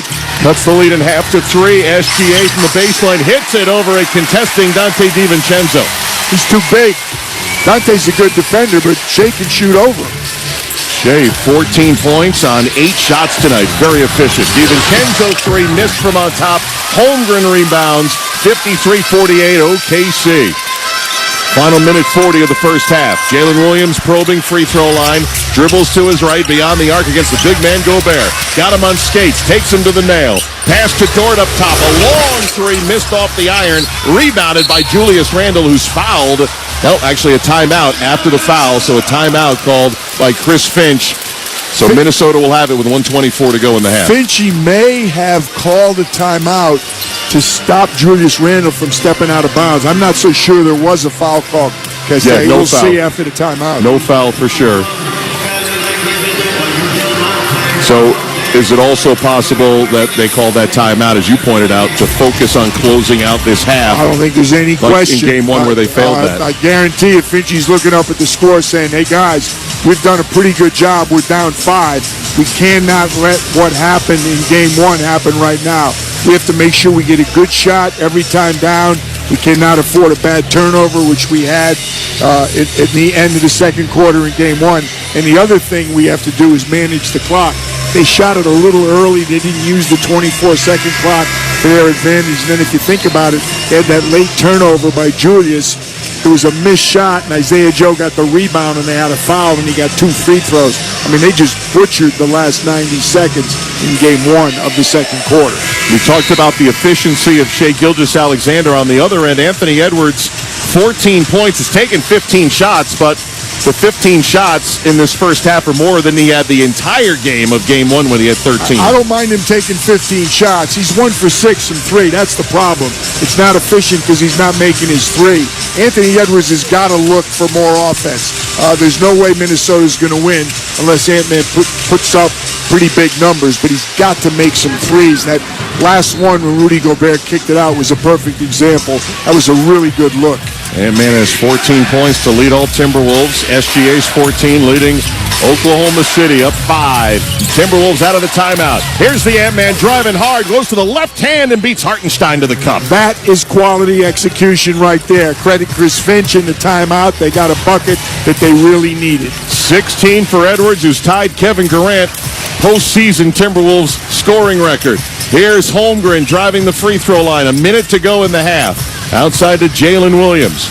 Williams using a Dort screen, but a switching defense. DiVincenzo on him. Spins by him. Runs into Randall. Kicks to Holmgren. Shot blocked on the perimeter by Gobert. Well, you got a good offensive possession, and there's a good defensive one. Let's see if they can execute again. For one opportunity, Kest. Is driving, using a screen from Gobert. Into the lane, left hand off the window, miss. Ball popped in the air. Dort comes down with it. Can't get a better look than that. He just missed the lefty layup. I had Kevin Durant on the mind because we're in OKC. Kevin Garnett, the record holder for Minnesota, now tied by Anthony Edwards. Shai Gilgeous-Alexander lifts for three and buries it with 15 seconds to go in the half. That's like an oh-no, what are you doing shooting it that quick, except that he buried it. 17 for the MVP, 6-point lead, offensive foul. Dante DiVincenzo knocked down Lou Dort trying to free up Anthony Edwards, and the Thunder will have a chance for 2, maybe 3 points here at the half. That is just horrible. Foul, turnover by Dante. He's chirping at Lou Dort. That's a bad, bad turnover. Meantime, the MVP has got the last 9 points for the Thunder. Shai Gilgeous-Alexander, 17 points to lead all scorers. Crowd is on its feet here in Oklahoma City. Got a little delay as they wipe up some perspiration just inside a half court. I didn't see Chris Finch is really upset, I guess, at the call against Dante DiVincenzo, but that was so similar to what happened in Game 1. Julius Randle with the turnover late. Both teams foul to give here, so Minnesota can foul if they want. Inbound to SGA with 6. Crosses half court with 5. Crosses the three-point line. And a foul. They're going to say shooting foul as McDaniels ended up behind SGA on that drive. And the MVP will have a chance for 2 more points here late in the half. I'm surprised if they were intending to take the foul, they had to call it out there. They had to make the play out by half court. Looked like they weren't going to make the foul call, and SGA just put it on the floor, went right to the rim. You hear the chant here at Paycom Center. Chanted it all year. Now it's official as SGA hits the first of 2. He's got the last 10 points for Oklahoma City. Shai Gilgeous-Alexander. 57-50. If he makes this free throw, the Thunder will match their largest lead of the first half. I hate to say it, Kesty, they started out so well out of that timeout, scoring and getting a stop. They need a bucket here in this last 3.4. Free throw good. Here comes Anthony Edwards. Going to lift from past half court. Going to miss it. And the Oklahoma City Thunder going to enjoy an 8-point lead here at halftime of Game 2. And Shai Gilgeous-Alexander not disappointing. 19 points in the half on the night he got his MVP award. This Finch is out at half court talking to the officials. He's not going to get a tech because he's pretty much under control, but he is really upset. I'm assuming it's the call against Dante DiVincenzo that kept him from getting a look right there. I think if I read lips, Coach Finch was saying he thought he was flopping. I thought he heard flop word there. Lou Dort. Yeah. Yeah, that was the screen. It was I guess an offensive foul call against Dante DiVincenzo out near half court. But again, it really, really hurt Minnesota's ability to finish, and you compound that with SGA going on a run and just taking over the game. That's a bad combination to finish the first half. 19 for Gilgeous-Alexander, and the Thunder at halftime lead Minnesota 58-50. Let's send it to Jim Basquill in the studio with the AutoZone halftime report. All right, Kesty, thanks so much. Yeah, the Stars are starring. The MVP, SGA, is 19. Ant-Man has 16, and as Kesty mentioned, it's tied with Kevin Garnett for the most in the postseason in Wolves playoff history. The NBA halftime report is presented by AutoZone. Get in the zone, AutoZone. Coming up next in the AutoZone halftime report, we'll take a look ahead at Game 2, Pacers and Knicks, and how New York rebounds from that awfully tough series opening loss. This is the Western Conference Finals on ESPN Radio and the ESPN app. It's what you wait for all week. The three-pointers, the rebounds, the thrill of every shot. Win or lose, it's the hope that keeps you coming back. The dream that this time, it might be your year. And so you represent with anticipation and with pride. Because when the pressure's on, your support is everything. That's why the NBA store is here to support you. Check out the largest selection of official NBA gear at NBAstore.com. A Fanatics experience. The Peace Lily is so last year. Hey, has anyone worked with fiddlenecks? Shelby's popular flower shop is in full bloom. We just got a request for an arrangement that evokes air. Who's up for that challenge? No? She needs to hire a floral designer to nip foliage faux pas in the bud. I need Indeed. Indeed you do. Our advanced matching helps find talented candidates so you can connect with them fast. Redeem your $75 credit at Indeed.com/credit. Terms and conditions apply. This just in. The NFL schedule has dropped, and you know what that means. It's go time. Adam Schefter here with the Insider Tip. If you're trying to catch your team live this season, Vivid Seats is the move. For the best selection of games and seats, it's time to snap your tickets up now. Vivid Seats has great deals on great seats and the only rewards program in the game. It's no wonder they're the official ticketing partner of ESPN. So don't wait. Head to vividseats.com or download the app and lock in those game days.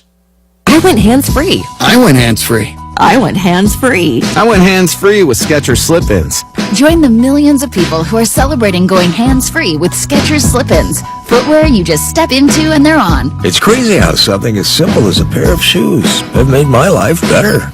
After trying Skechers Slip-ins, I want all my shoes to have this technology. See what everybody can't stop talking about. Go hands-free with Skechers Slip-ins at a Skechers store, Skechers.com, or wherever stylish footwear is sold.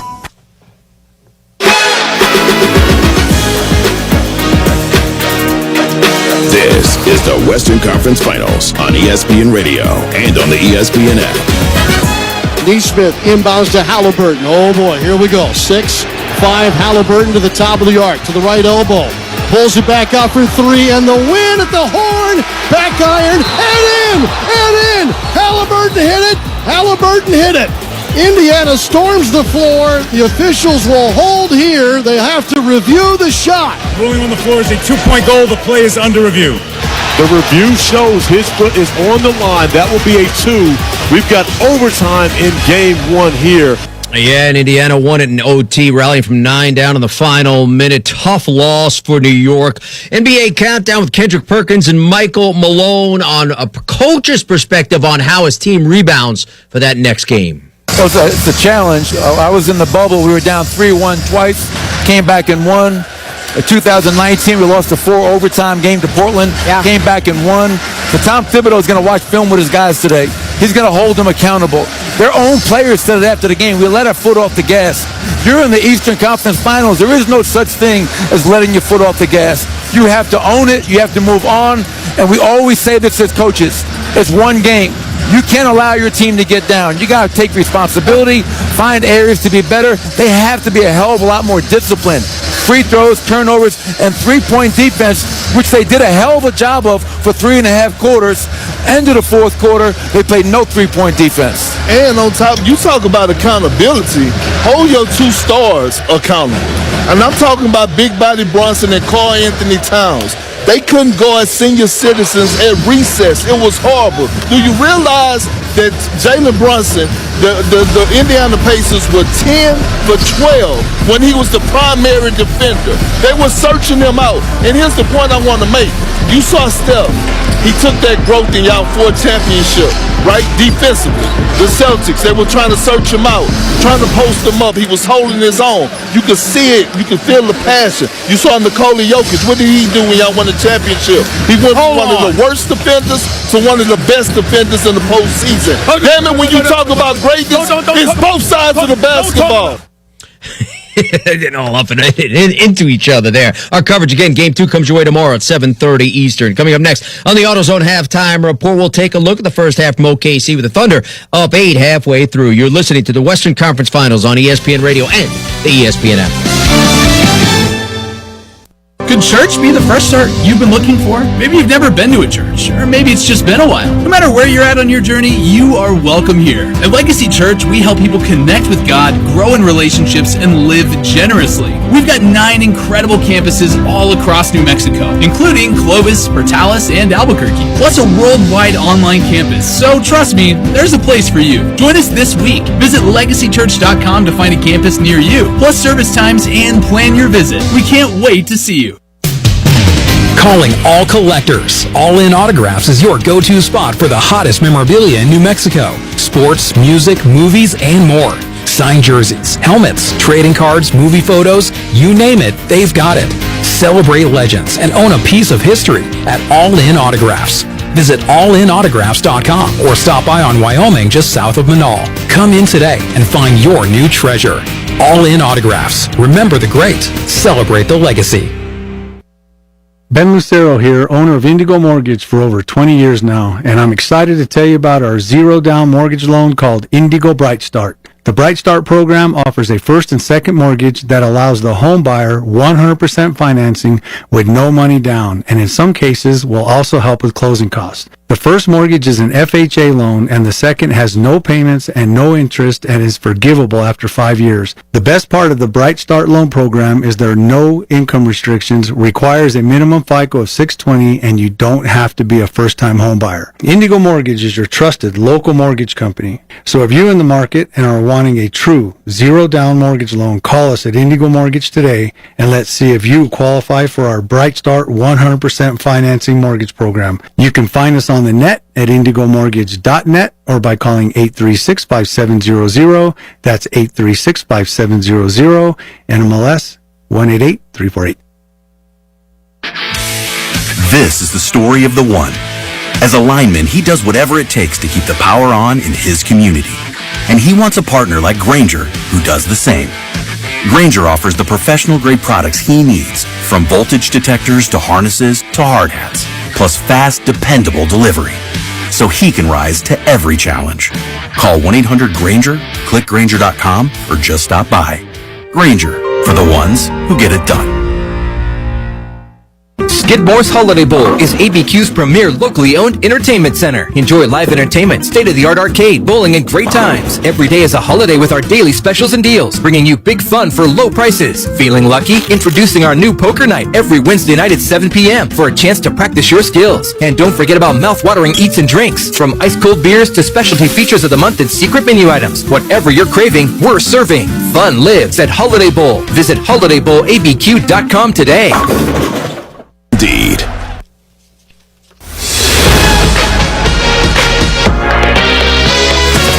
You're listening to the Western Conference Finals on ESPN Radio and on the ESPN app. DiVincenzo over the top, Randall too far, turned it over. Shea Gilgeous-Alexander the steal. Up ahead Caruso, trailer to Williams, back to Caruso, three-pointers down. That's how they get you, man. You turn it over and they cash it in. Absolutely, Kessie. That was just one of 4 of 20 makes from beyond the arc for Oklahoma City. But SGA has led 3 in double figures with 19. They're up 8 at the break, despite Minnesota having an 18-9 bench advantage. And Ant-Man, 16 points, has already taken 18 shots. That's 5 more than all of Game 1. Coming up next in the AutoZone halftime report, it's the second half from Paycom Center. This is the Western Conference Finals on ESPN Radio and the ESPN app. Welcome to AutoZone. What are you working on today? My car is making this noise. Sometimes it's like doot-doot, and sometimes it's like grrr. Do you have a dash light on? Oh, yeah. Then we don't have to listen for clues. With the free Fix Finder service, we can read a check engine, ABS, or maintenance light to find the likely fix and even recommend a local shop if you need one. So you don't need to hear the grrr. Not with Fix Finder. Everything you need, nothing you don't. Get in the zone, AutoZone. Restrictions apply. Postseason dunks, threes, buzzer beaters. There's so much NBA happening. I gotta keep up. Whoa, take it easy there. There's a better way to NBA. All playoffs long. Wait, really? With the NBA app, you get real-time stats and scores for every playoff matchup. Witness playoff drama as it unfolds. Seriously? Catch every bucket all in one place, all for free. Where have you been all my life? There's a better way to NBA. Download the app today. Available on the Google Play, Apple app, and Android stores. Switching to Progressive is a game-winning call. And that reminds us of other game-winning calls in the history of sports. So it was the fourth quarter and we're down by 5. Sweat pouring down my face. Suddenly it hit me. If only I could wrap part of the towel around my forehead. And that's how I became the first basketball player to wear a headband. Okay, not really a game-winning call, but it was a good call. You can make one too. Switch to Progressive and you could save hundreds. Progressive Casualty Insurance Company and Affiliates, not available in all states. Empower.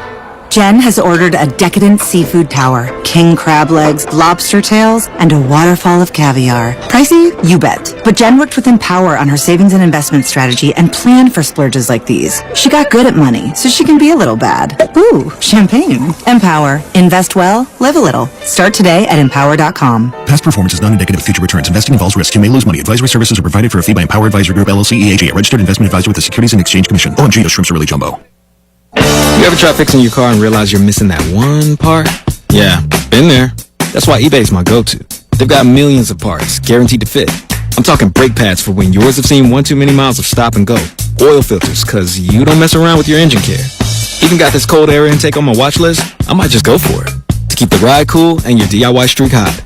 Find all the parts you need at prices you'll love. Guaranteed to fit every time. eBay. Things, people, love. Eligible items only. Exclusions apply. Need assistance with door and window projects? The Home Depot can help. From inspiration and materials to ordering and installation, our free millwork virtual apron service can get you moving and doing. Plus, we speak Spanish too. Our associates can help you tackle complex jobs without you leaving the job site, saving you time and money. Call us at 1-833-HD-APRON or visit homedepot.com/MVA. The Home Depot, how doers get more done.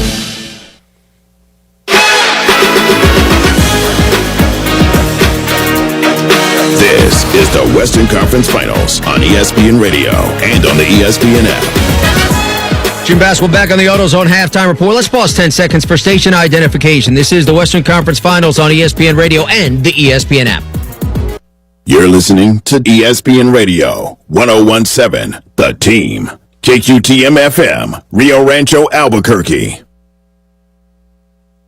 So here's the positives from Minnesota. They have an 18-9 bench point advantage. They've held OKC to 4 of 20 from beyond the arc, and their best player, Anthony Edwards, has already taken 18 shots, more aggressive here in Game 2, but they're still down 8 halfway through, thanks in large part to the league MVP. Started that second half in OKC with George Sedano, PJ Carlissimo, and Marquez Teixeira. All right, thanks a lot, Jim. And Oklahoma City maybe not shooting the three ball well, but they're 18 for 22 on twos, and they've got 9 more free throw attempts here in this game. Kesty, there's so many times they've found that seam in the middle of the zone or against man-to-man. They're just getting a pass right into the dotted line below the nail at the free throw line, and they're just converting inside.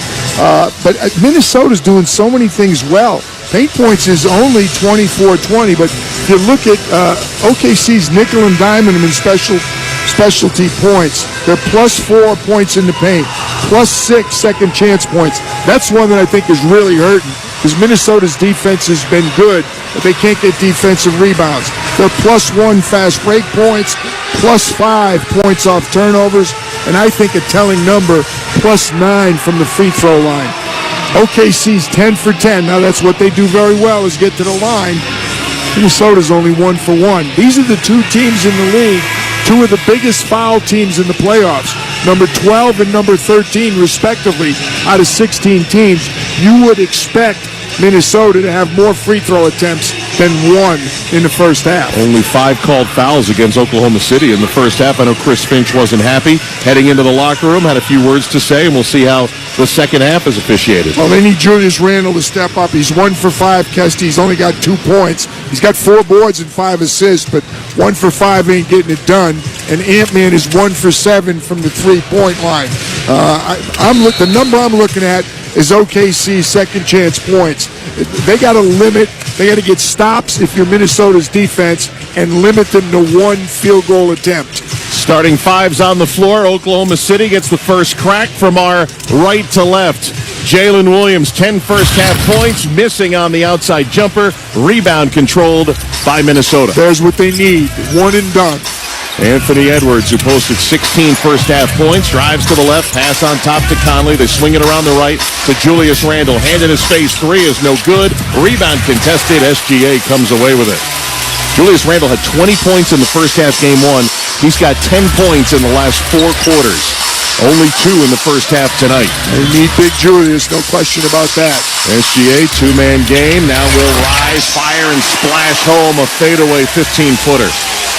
21. He plays with so many options. He could pass, he could lob, and he could still hit that fadeaway. That might be 13 straight points because he had the last 11 in the first half. It is indeed. He's got 21. The lead is 10.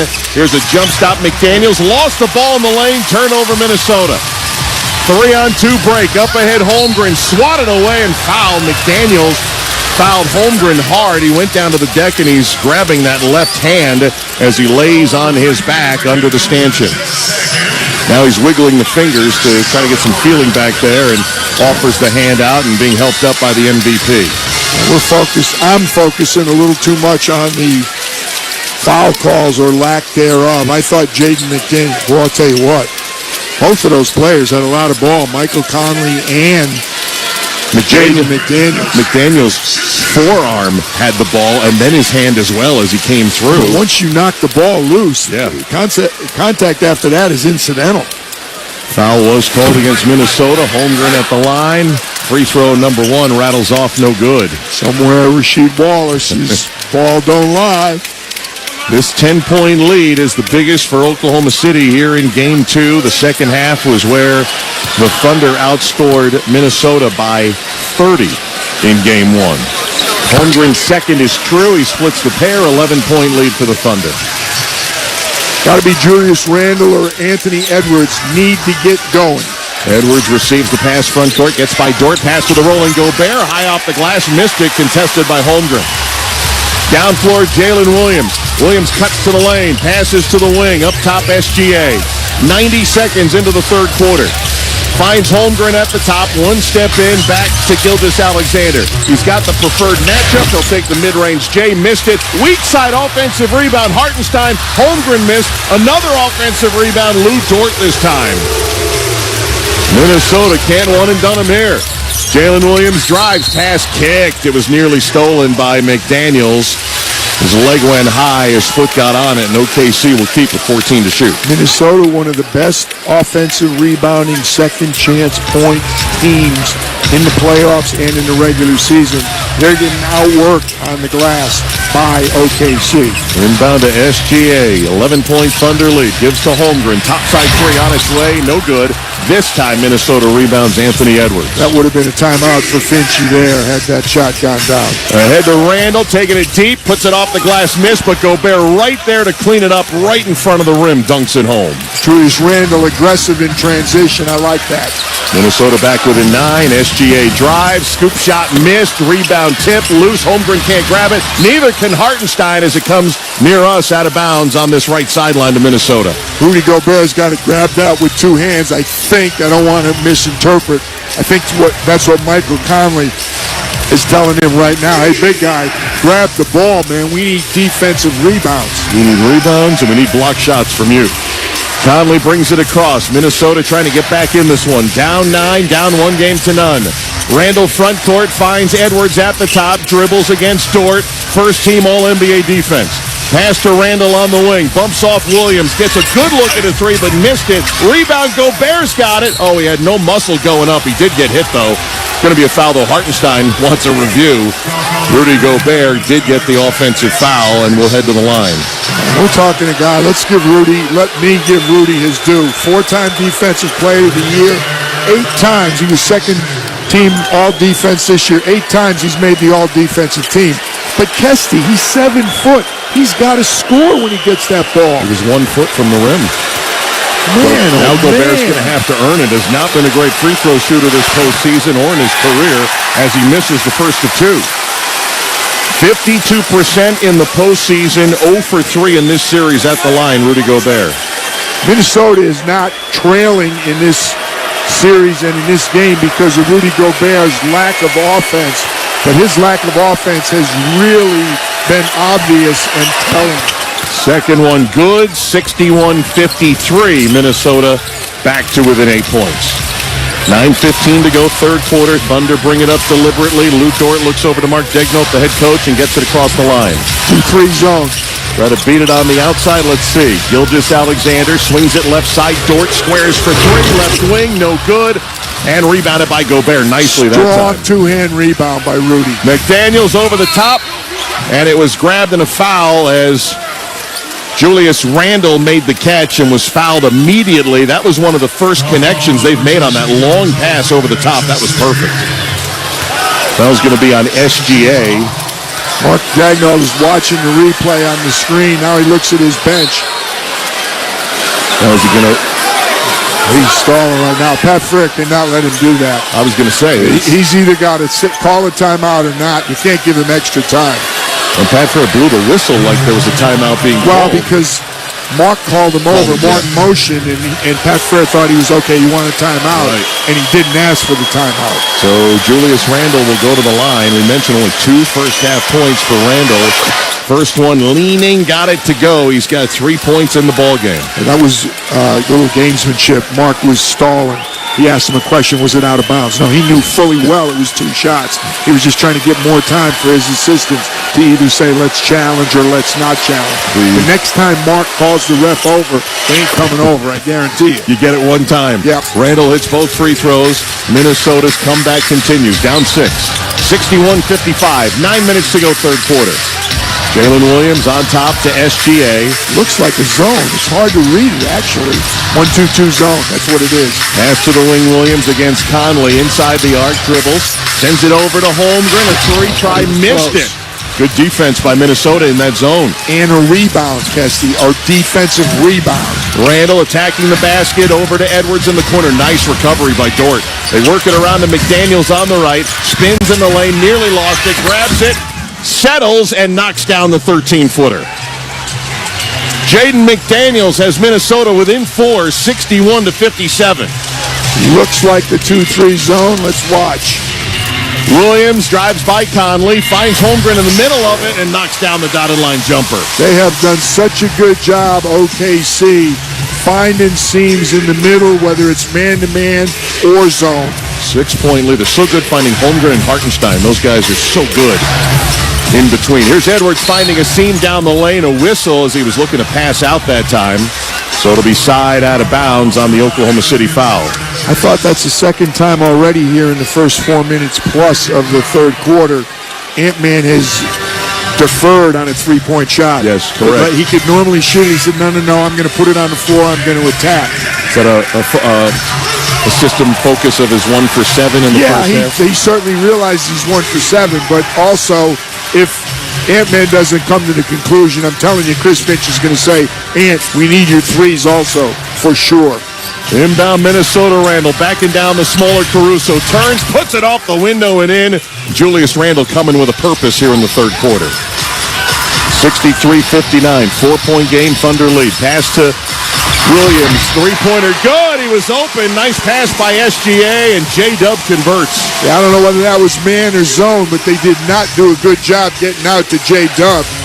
66-59 Thunder, 7:20 to play in the third. Edwards at the top, pitches it out again. This time Conley, baseline drive, pass to the corner. McDaniels drives, turns, hook shot, not there. Well defended by SGA, and here come the Thunders the other way. Jalen Williams muscling inside against Conley, flips it up and in. Too strong, Jalen Williams. Jaden McDaniels was frustrated he didn't get the foul call, and he didn't hustle back on defense. 9-point lead Thunder, just like that. 6:50 to go in the third. Now Edwards going to attack Hartenstein. Swings the right arm, puts it off the glass and in, and he passes Kevin Garnett most points postseason Minnesota Timberwolves history. Ant-Man is 23 years old. It's his 6th year in the league. He just passed Kevin Garnett. That's incredible. Missed shot by OKC on the other end. McDaniels glides in, lays it in, and Mark Daigneault calls for time as Minnesota now within 5 points.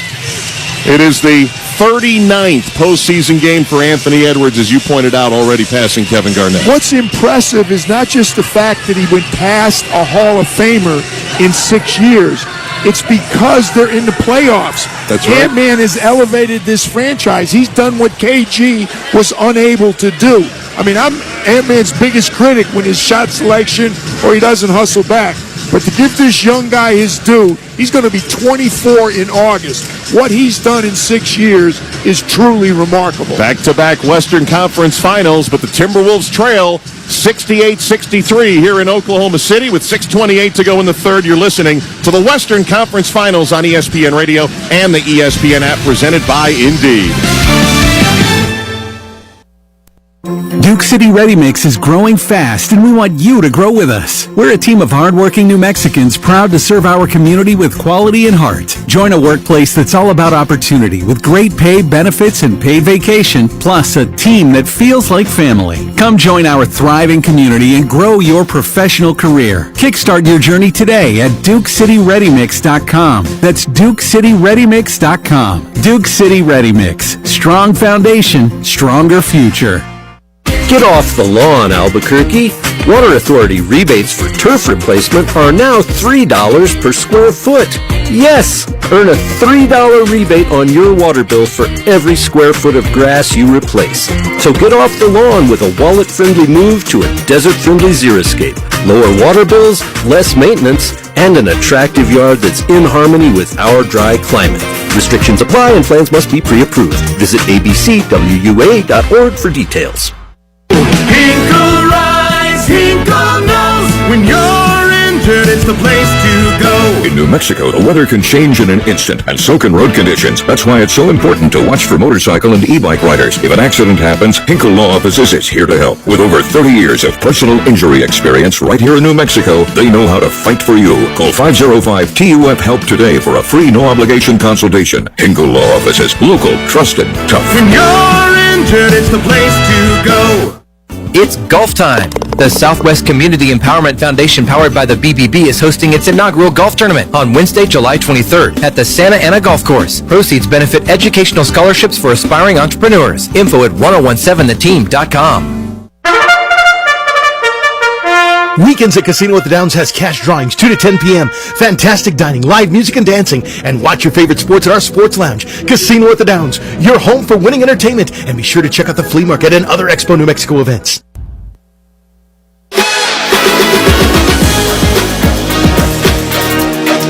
This is the Western Conference Finals on ESPN Radio and on the ESPN app. Welcome back to Game 2 from Paycom Center in OKC. Alongside PJ Carlissimo, George Sedano with us as well. Our producer, John Medani. Al Rosenberg is our engineer. I'm Mark Kestisher. Minnesota has been trailing much of this game, too, PJ. They got it within 5 points right now as Alex Caruso is going to check into the OKC lineup. No, I like what Minnesota's doing. I think their defense is better. If they can limit OKC to one shot, they got a chance to get back in this game, but clearly they need Big Julius and Ant-Man to lead the way. And Naz Reid and Dante DiVincenzo coming in from Minnesota. Two of those guys who struggled in Game 1 showed some signs in Game 2 back on the floor. They showed the 1-2-2, dropped back to the 2-3 zone. Jalen Williams shoots over the top of it, missed the three, rebounded by Naz Reid. Looks like a little play, but it's not. Minnesota was not doing that in the first half. McDaniels had it poked away. It's loose across the top. DiVincenzo chased it down. Another near turnover. Julius Randle from the right blows into the lane. Pass to Reed. Contested three. Pops out from the left corner. Dort rebounding. They're getting looks. Yeah, really good look from the left corner. Gilgeous Alexander darts through the lane. Puts it up with a finger roll and scores it. 23 for SGA. Tessie, I think you're old enough. You remember Pac-Man, that machine, the little guys? That's how SGA goes.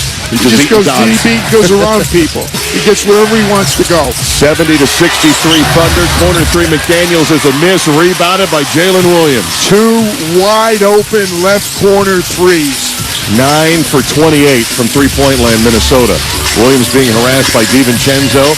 Now tries to get around him off the bounce and does. Left hand to right hand. Pass to the weak side. Caruso three, missed it.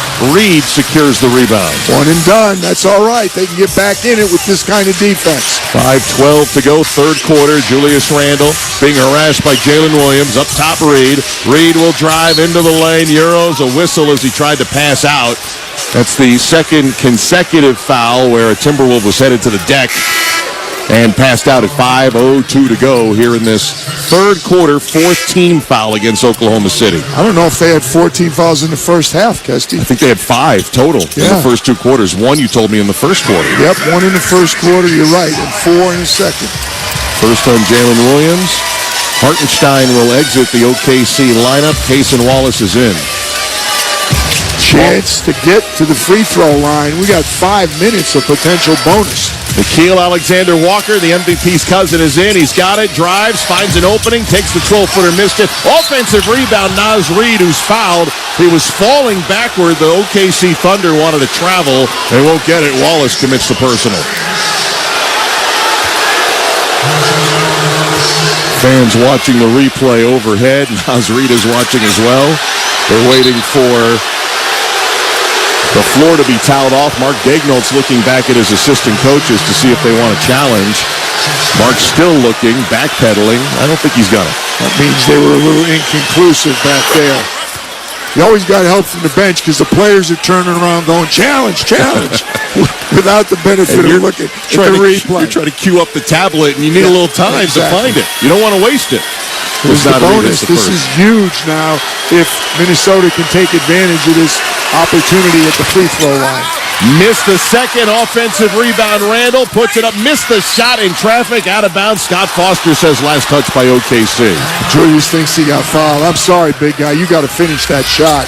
He had the rebound. Alex Caruso, who's tough, but still, Julius is much bigger. He's got to finish that offensive rebound. 4:48 to go in the third. 14 to shoot. Inbound to Naz Reid. He's got Alex Caruso draped on him. Pass to Alexander Walker. Now to DiVincenzo over the top. Randall makes the catch at it. Poked away by Lou Dort. You can't throw those passes against OKC.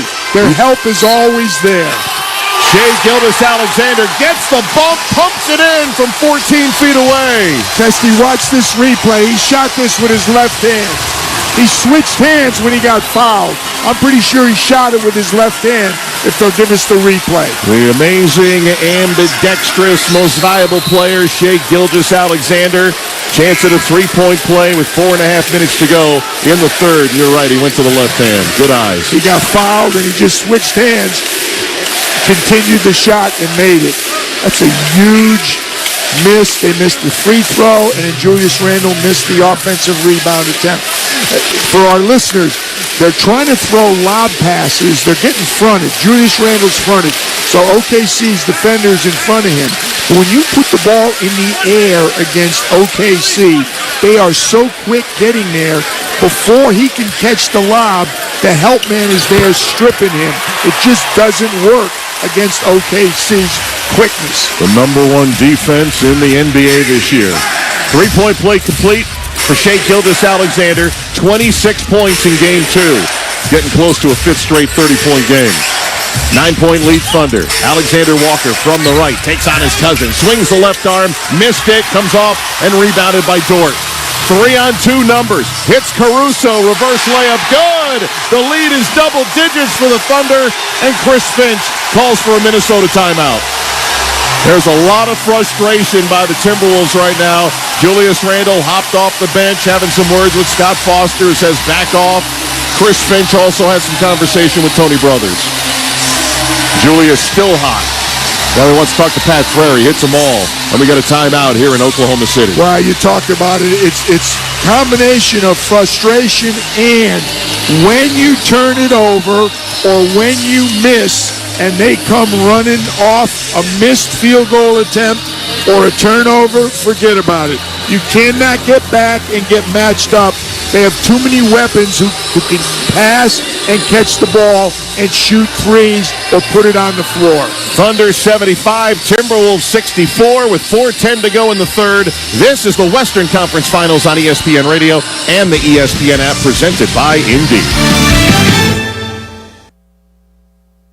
Individuals and businesses with tax problems, listen carefully. If you owe over $10,000 in back taxes or have unfiled tax returns, U.S. Tax Shield can help you take back control. The IRS can seize your bank accounts, garnish your paycheck, close your business, and file criminal charges. Our team of tax attorneys can stop collections and get you protected. U.S. Tax Shield offers a price protection guaranteed quote to get you protected today. U.S. Tax Shield is A+ rated with the BBB, so call 800-494-6139. U.S. Tax Shield, 800-494-6139. If you love to travel, Capital One has a rewards credit card that's perfect for you. With the Capital One Venture X card, you earn unlimited double miles on everything you buy. Plus, you get premium benefits at a collection of luxury hotels when you book on Capital One Travel. And with Venture X, you get access to over 1,000 airport lounges worldwide. Open up a world of travel possibilities with the Capital One Venture X card. What's in your wallet? Terms apply. Lounge access is subject to change. See CapitalOne.com for details. This is an ad by BetterHelp. We all need a little help sometimes, but asking, that's the hard part. In fact, 62% of people avoid seeking mental health support due to fear of being judged. This Mental Health Awareness Month, break the stigma surrounding seeking support. If you need it, we've made it easier for over 5 million people worldwide to find help. Because when help gets better, we all do too. Visit BetterHelp.com/score for 10% off your first month. It's what you wait for all week. The three-pointers, the rebounds, the thrill of every shot. Win or lose, it's the hope that keeps you coming back. The dream that this time, it might be your year. And so you represent with anticipation and with pride. Because when the pressure's on, your support is everything. That's why the NBA store is here to support you. Check out the largest selection of official NBA gear at NBAstore.com. A Fanatics experience.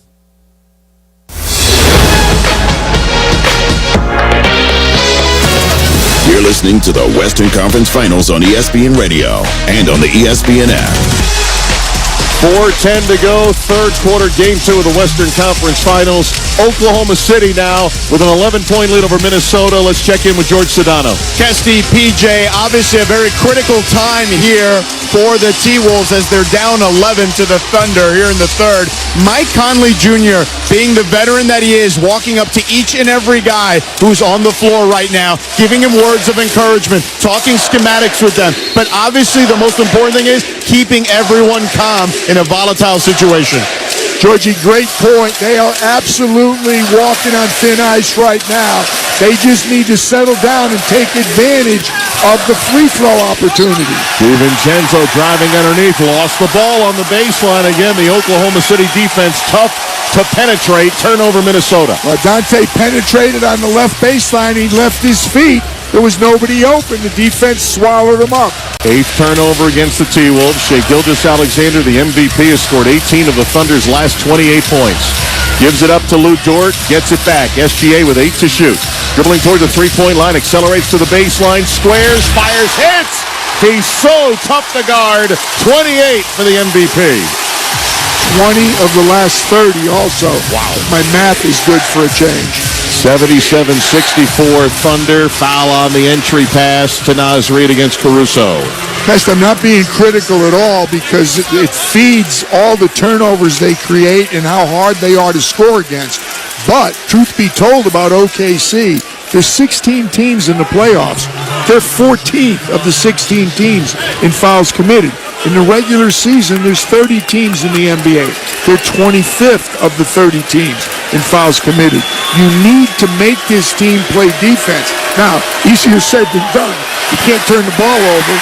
And when you get to the free throw line, you got to make a free throw. Naz Reid just missed it. They are letting this opportunity when there should have been in the bonus for 5 minutes. Plus, they're not taking enough advantage of the opportunity. Minnesota only had 1 free throw in the first half. This is their 8th of the second, and Reid splits the pair. 6 for 9 at the free throw line. Here in game 2, and Minnesota is down a dozen. The recipe for Minnesota, limit him to 1 shot, get a rebound, and make OKC defend. Cason Wallace 3, splashed it home from the right wing. Cason Wallace been struggling with his shot. That one makes it a 15-point game. Biggest lead, game 2 for the Thunder.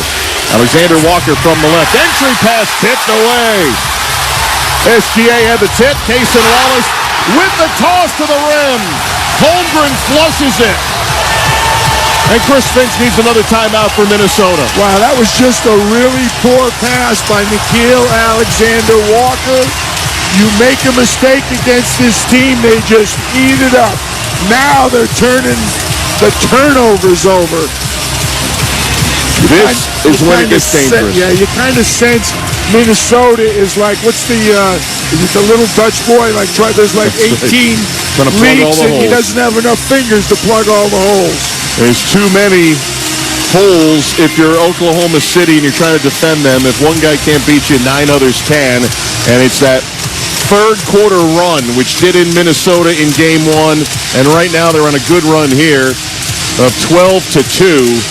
And Oklahoma City has opened this lead up 82-65 as we sit with 2:51 to play here in the third quarter. Well, Oklahoma City trying to hold serve here at home. Still a long way to go. But went up 2-0 in franchise history. The Thunder franchise has never lost. And Minnesota, well, they haven't been to a ton of postseasons, but 3 times they dropped the first 2 of the series, and they have lost all 3. Let's check in with George Sedano. In both benches over this quick timeout. Naz Reid pleading with his teammates to focus. Meanwhile, OKC, Mark Daigneault going 5 out against this zone and feels like they're doing their job capitalizing in this situation. Thank you, George. In the midst of this 12-1 Oklahoma City run. I can't get over what a poor pass that was by Nickeil Alexander-Walker. I mean, it was such an important offensive possession. He literally threw a lazy bounce pass in the middle of 3 blue Thunder jerseys. See if Minnesota can gather themselves here. Anthony Edwards been quiet in the third. Passes out, gets it back. 8 to shoot against Alex Caruso. Cross the left, can't get anywhere, and a trip foul on Caruso, who's pleading his case, and 2 free throws coming. Anthony Edwards has been defended well. He's not been as aggressive, but he'll get 2 free throws. Well, again, it's boxes and elbows. Alex Caruso's guarding him. He's really good moving his feet. The other 4 Thunder players, 2 of them are on the right and left elbow, 2 of them are on the right and left box. There's nowhere for Ant-Man to go. First free throw is good for Anthony Edwards. 19 points. Passing his total in game 1. Jalen Williams will check into the lineup. The all-star Jalen Williams in for Alex Caruso. Picked up his 4th foul. Alex looks frustrated as he heads to the bench, slapping a high five with his coach, Mark Daigneault. So impressed with the exec of the year. Everybody knows the great job he's doing, but how good would this team be without Isaiah Hartenstein and Alex Caruso? Would they be good? Yeah, they'd still be good. Not 68 wins good. Ant-Man hits the second free throw, and a foul as Ant-Man got a block at the rim. Anthony Edwards running toward the Minnesota bench, circling his finger, wanting a challenge. Chris Finch looking to the back row. We'll see if he calls the timeout and asks for the challenge. So far, nothing as Lou Dort's readying. Now they're going to challenge. I don't know whether that was his assistants telling him to do it or him backing up his primetime player. We're watching a replay right now. That's a block shot. It's going to be overturned. Anthony Edwards. Timeout's being called. The challenge going to the floor. Now, he had 2 hands momentarily on Lou Dort's back. Before Lou Dort left the ground, Ant-Man had both hands on him. So you may hear Scott Foster say, yeah, he blocked the shot, but before the shot was blocked, there was contact with both hands on Lou Dort's body. Should be interesting because it might be ball out of bounds if that's what they say. Feels a little bit like a desperation challenge move as well in the midst of Oklahoma City grabbing momentum here. I think it's as much to support Ant-Man. I don't believe Ant's in trouble foul-wise, is he? I'm trying to look at the monitor right now. He's only committed 1 foul. So it's not like he's in foul trouble. I think he's just trying to support his primetime player. And maybe get a possession back and get a legal block shot. So we'll see if the hands he put on Dort makes it a foul against Anthony Edwards is called on the floor. As he went to block the shot, looked like he got ball first before he got the side of Dort's hand. So Scott Foster and Pat Frere continue with the headsets on. Help with Bill Kennedy at the Replay Center in Secaucus, New Jersey. 2:25 to go. Third quarter, we're in game 2. Oklahoma City owning its largest lead right now, up 15, 82-67 over Minnesota, trying to go up 2-zip in the series. Go either way here. I'm not going to be surprised either way with this call. Scott Foster about to take the headset off. Pat Frere already has. Two will talk amongst themselves. Tony Brothers not involved in this discussion. You've got his back to the two officials. That's one of those. You guys handle this. Here comes Scott. After review, it's been determined that Edwards made contact with the off arm, causing Dort to lose possession of the ball during his shooting motion. He'll shoot 2, and the challenge will be deemed unsuccessful. They'll be charged a timeout and not be able to challenge further plays. Watch Ant-Man when he comes out of this timeout. We watched that replay a few times. I didn't see that, but those guys caught it back there, and it's a unsuccessful challenge. Call is upheld. And Lou Dort will go to the line for Oklahoma City. If you're just joining us, Lou Dort, watch it, Ant-Man. as he walks across, Lou Dort came over to Oklahoma City on a 2-way contract, undrafted out of Arizona State in 2019. For Bobby Hurley at Arizona State. And he has turned himself in, as he misses the first of 2 free throws, into one of the elite defenders in the league. And remarkably, it took until this year to get All-NBA. Finally gets his recognition. Not just first time, but first team. Yes. Thank you. He and Jalen Williams both on all defensive teams. J-Dub's second team as Dort splits the free throws. 83-67, largest lead for Oklahoma City. 2:20 to go in the third. Anthony Edwards driving hard, splits the double, gets knocked down, missed the shot. Ant-Man will shoot a pair with 2:17 to play here in the third. Minnesota's doing what they have to do, attacking the rim, getting to the free throw line. But they're sprinkling in a turnover here and there, which is automatic points for OKC.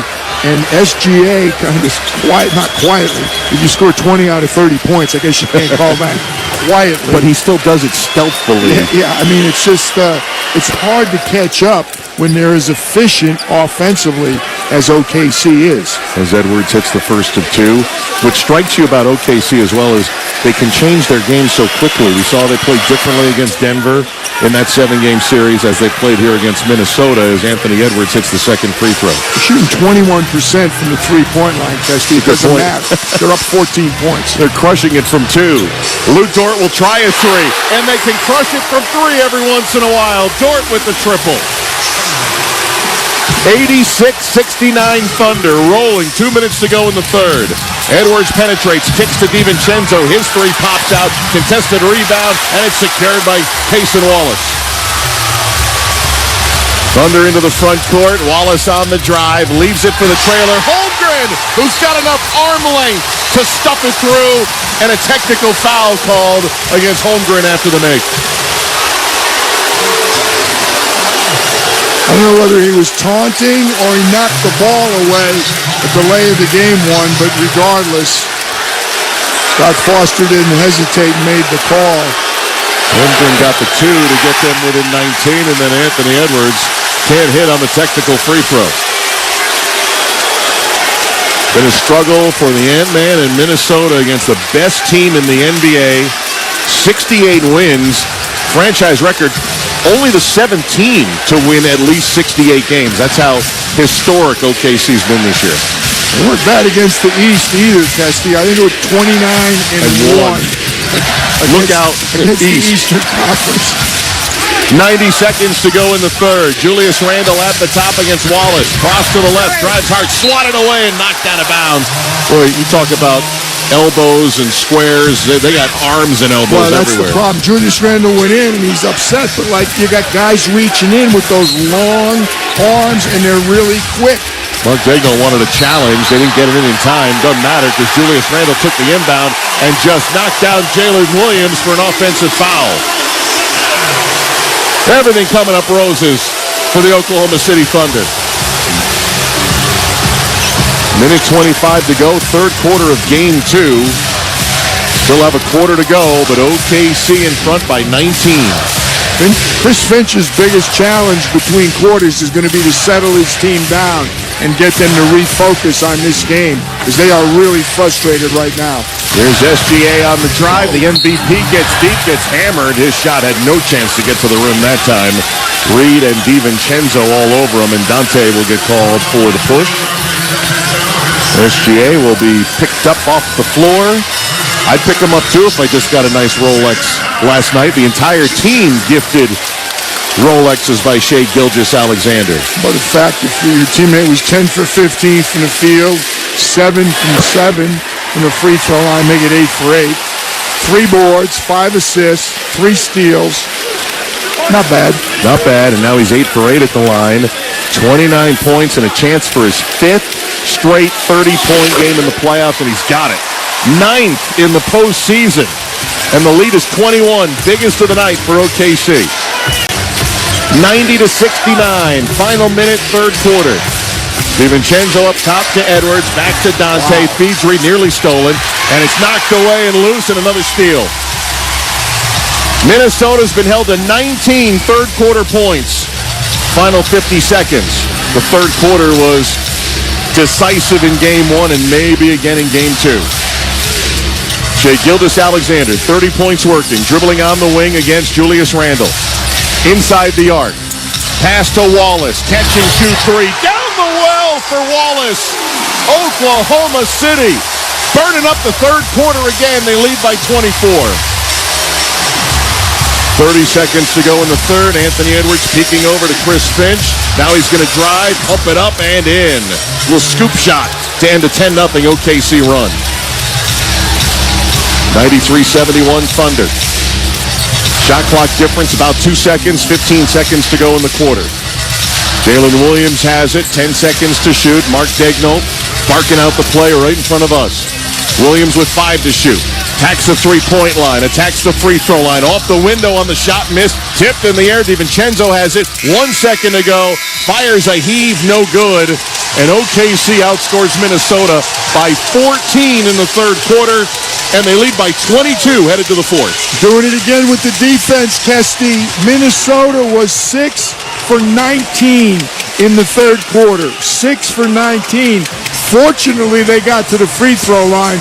Unfortunately, not enough points. Shai Gilgeous-Alexander on a night he was awarded the most valuable player. 30 points through 3 quarters. Thunder 93, Minnesota 71 to the fourth quarter of Game 2 next. This is the Western Conference Finals on ESPN Radio and the ESPN app presented by Indeed.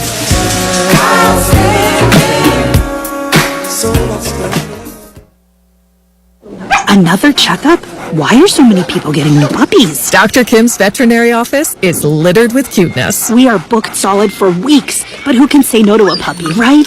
Oh, who's a good boy? Oh, who's what? Oh, she needs to find extra vet techs to get those pups some extra love. I need Indeed. Indeed you do. When you sponsor a job on Indeed, candidates can find it easier, so you can hire easier. Redeem your $75 credit at Indeed.com/credit. Terms and conditions apply. This is the story of the one. As a safety manager at a manufacturing plant, he does everything he can to keep his coworkers safe. From finding ways to reduce risks to keeping safety supplies in stock. And for that, he relies on Grainger. Grainger offers a broad range of quality products and next-day delivery, so he can always play it safe. Call 1-800-GRAINGER, click Grainger.com, or just stop by. Grainger, for the ones who get it done. Hey everybody, this is Greeny here, and this message is for all the home improvement DIYers out there. Sherwin-Williams is running the play of the season with their Memorial Day sale. Get 30% off all paints and stains May 16th through the 26th. We're talking every color here, people. They still haven't made a Jets green for me, but their Shamrock shade is pretty darn close. That's 30% off paints and stains May 16th through the 26th. Shop the sale online or visit your neighborhood Sherwin-Williams store. All power, zero compromise. Eagle cordless outdoor power equipment features advanced lithium battery technology that exceeds the power and performance of gas without the noise, fuss, or fumes. From mowers and trimmers to blowers and pressure washers, one battery powers over 90 tools. No wonder it's the #1 rated brand in cordless outdoor power. Power beyond belief. Visit EgoPowerPlus.com to learn more or to find an Ego retailer near you. That's EgoPowerPlus.com.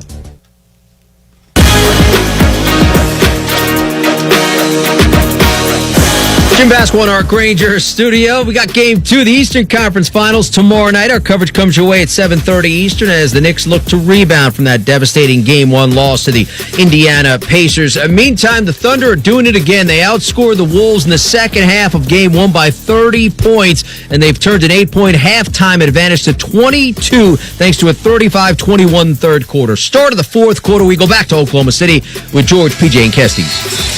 All right, Jim, thanks a lot. And let's check in with George Sedano.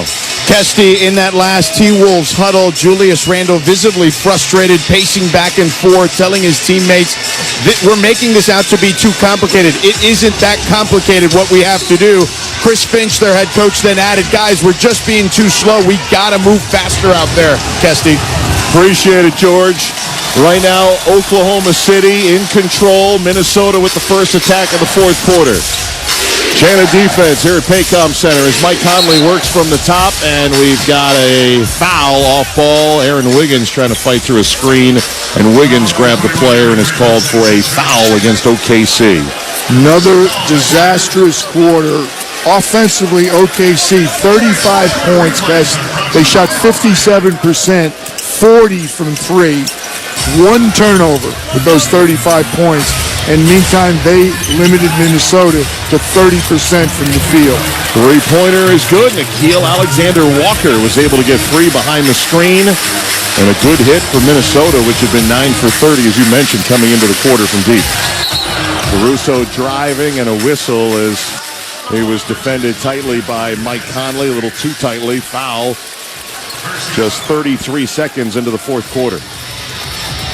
That's one on Conley. 93-74, Thunder with the lead and the ball, trying to go up 2-0 in the Western Finals. Jalen Williams off the inbound at the top, gets a Hartenstein screen, and it's illegal as he moved Alexander Walker, turning it over to Minnesota. Second on Isaiah Hartenstein. Good start for Minnesota, a score and a stop. Down the other end, Minnesota getting deep. McDaniels passes across the baseline. Reed can't hit the three. McDaniels gets the offensive rebound in traffic. Outside, Alexander Walker drives. Left-hander puts it up and in on the layup. They need more of that and need some defensive stops with 11 minutes to go in the game. Well, we heard what George told us about what's going on in that huddle. And yes, this game is not over, but more importantly for Minnesota, they need a good quarter heading back to Minneapolis. 7 straight Minnesota points spanning the quarters. And now Naz Reid able to knock the ball across the end line on the drive by Aaron Wiggins. Yeah, Aaron Wiggins had nowhere to go. Naz might have just let it go. That was going out of bounds. 8 to shoot. Thunder inbound, front court, baseline right. Pat Frayer, the official, holding the ball, now awards it to Jalen Williams. Gets it into Hartenstein, flips it back to J-Dub, circles, hits Hartenstein, the roller. Had to gather at plenty of time underneath the basket and jammed it. Well, that's how open he was. He fumbled the catch and still had time to regain it and dunk it. 95-76 Thunder. Rudy Gobert trying to pass on top, gives to Conley. Two-man game. Conley puts it up, missed it. Gobert can't get the rebound off of Hartenstein out of bounds. Hartenstein and Gobert were tangling that time, trying to grab the board. Yeah, Rudy, unfortunately, so many times he's going after the rebounds with one hand because he's getting held or he's pushing with that other hand. You got to rebound with two hands. Conley will inbound, front court for Minnesota. Over the top to Rudy Gobert. 10-20 left. Quickly McDaniels in the lane against Caruso. Got the whistle. Shot no good. Call is against Caruso, who's been wrong place, wrong time most of the night. That's 5 on Alex. And free throws coming for Jaden McDaniels. Kelvin Sampson, the great coach at the University of Houston, has a tremendous expression. 6 hands. He wants 3 guys going at that offensive glass, and he wants all 6 of those hands up in the air going after the rebounds. Done some job with the Cougars down in Houston as McDaniels hits the first of 2. Jaden McDaniels fouled out of game 1. Shai Gilgeous-Alexander drew 5 of those 6 fouls in game 1 as McDaniels hits the free throws. 95-78. Minnesota still with a steep hill to climb. 10:15 to go. Caruso front court. Picks up the dribble, goes to Williams on the right, drives on Gobert, steps back, fires off the rim softly twice and in for J-Dub. Jalen Williams with 17 points. 97-78 Thunder. Mike Conley working at the top with 9:52 to go. Right side to Naz Reid. Reid has not had a chance to put his thumbprint on this series yet. Dribbling in the high post, turns, flicks it up with the left hand, and gets it to fall. Naz Reid's done a good job attacking the paint tonight, Kesty. Not just settling outside, putting the ball on the floor, and doing some interior damage. Jalen Williams missing a shot, not blocked out as Hartenstein, but fortunate he could not grab that one. Went off his shin, out of bounds. Minnesota down 17 and with possession. Ton of time, and we know Minnesota had one of the biggest comebacks of the year in this very building down against 25 OKC in the fourth quarter. Down 17 here, and we saw what happened last night. Indiana was down 17, but Naz Reid turned it over on a cross-court pass. Alex Caruso 1-on-3. No good on the shot, looking for the foul. There is a whistle. Hartenstein got called for the foul, off ball. Scott Foster with the call. It'll be Minnesota basketball. Third on Hartenstein, third on OKC here early in this fourth quarter. You know, it's not just the turnovers they forced. OKC is a unique team. They are number one in turnovers forced, as Mike Conley, in and out a three, but they're number one in fewest turnovers themselves. So you're up against it against them every game. SGA drives baseline, squares, missed it that time. Reid rebounds. Minnesota feeling the need to get some scoring here with 8:45 to go. Reid getting around Caruso, flips it over the back, got the foul. Hartenstein, the secondary defender, will pick up his fourth, and Minnesota heads back to the free throw line. It's 14 fouls, Kesty, again. Minnesota attacking the rim and getting the opportunity to shoot a lot of free throws. The bigger question is, can they take care of the ball? Minnesota's been attacking the rim in the second half, PJ. That's owning the paint. Shop the Sherwin-Williams Memorial Day sale. Get 30% off paints and stains now through May 26th. Retail sales only. Some exclusions apply. See store for details as Naz Reid hits the first of two. Lou Dort in. Alex Caruso out. Mike Conley out for Minnesota, and Anthony Edwards back on the floor. 8:43 to go. Minnesota down 16. Facing an 0-2 hole if they don't come back, and Reid hits the free throws. 15-point game. Shai Gilgeous-Alexander been stuck on 30 for a bit. Into the front court, penetrates the paint in the high post against McDaniels, gives it up. Hartenstein trying to pass on top. Still looking to pass, and a whistle and a timeout called by Mark Daigneault as Hartenstein was having trouble finding someone to get it to. Yeah, Mark Daigneault did not like the way that possession looked. More importantly, he doesn't like the way his team has started this quarter. They've committed 4 fouls already. There's a ton of time left, and he wants them to get back to playing efficient basketball. Minnesota with an 11-4 start to the fourth quarter, trying to chip away. Timeout with 8:29 to go in the fourth. Thunder 97. Timberwolves 82. You're listening to the Western Conference Finals on ESPN Radio and the ESPN app, presented by Indeed. Make memories at Inn of the Mountain Gods, New Mexico's premier mountain resort. Stay, play, relax, and enjoy world-class gaming, entertainment, and family fun. Book now at innofthemountaingods.com. You deserve it. This is Jan at Toyota. Hi, Jan. Is now a good time to get a new Toyota? It is. We like to say your summer starts here at your Toyota dealer. Now through June 2nd, we have a great selection of Camrys, Corollas, Tundras, and more. I'm a pet sitter, and business is way up as people enjoy their new Toyotas. Your summer starts here. Dealer inventory may vary. See your participating Toyota dealer for details. Toyota, let's go places. Visit your Albuquerque Santa Fe Toyota dealer today. Toyota, let's go places. Here's the best deal of the year, the big Jacuzzi Cal Spas Memorial Day sale. If you've been dreaming about a hot tub, make it happen this weekend. Huge savings on hot tubs, swim spas, outdoor kitchens, saunas, you name it. The team at Jacuzzi Cal Spas make it easy. Great service and flexible financing. A hot tub isn't a luxury, it's a boost in mental and physical health. Don't wait. Jacuzzi Cal Spas, 1460 Renaissance, across from Sam's Club. The deals are real and they're happening now. Put your game faces on and get ready to experience sports betting like never before. Caesars Sportsbook is taking over at Route 66 Casino Hotel with new game-dominating betting options, better rewards, and the best sportsbook in the U.S. Let the games begin. Place your bets today. Get your kicks. Cinco de Mayo sale, Mother's Day sale, graduation sale, Memorial Day sale, all rolled up into one giant sales event.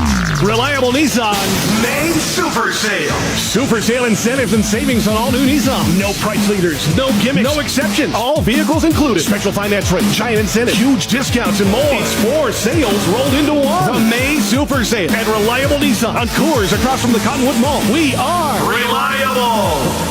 $379 deal transfer fee. Approved credit expires 5/31/25.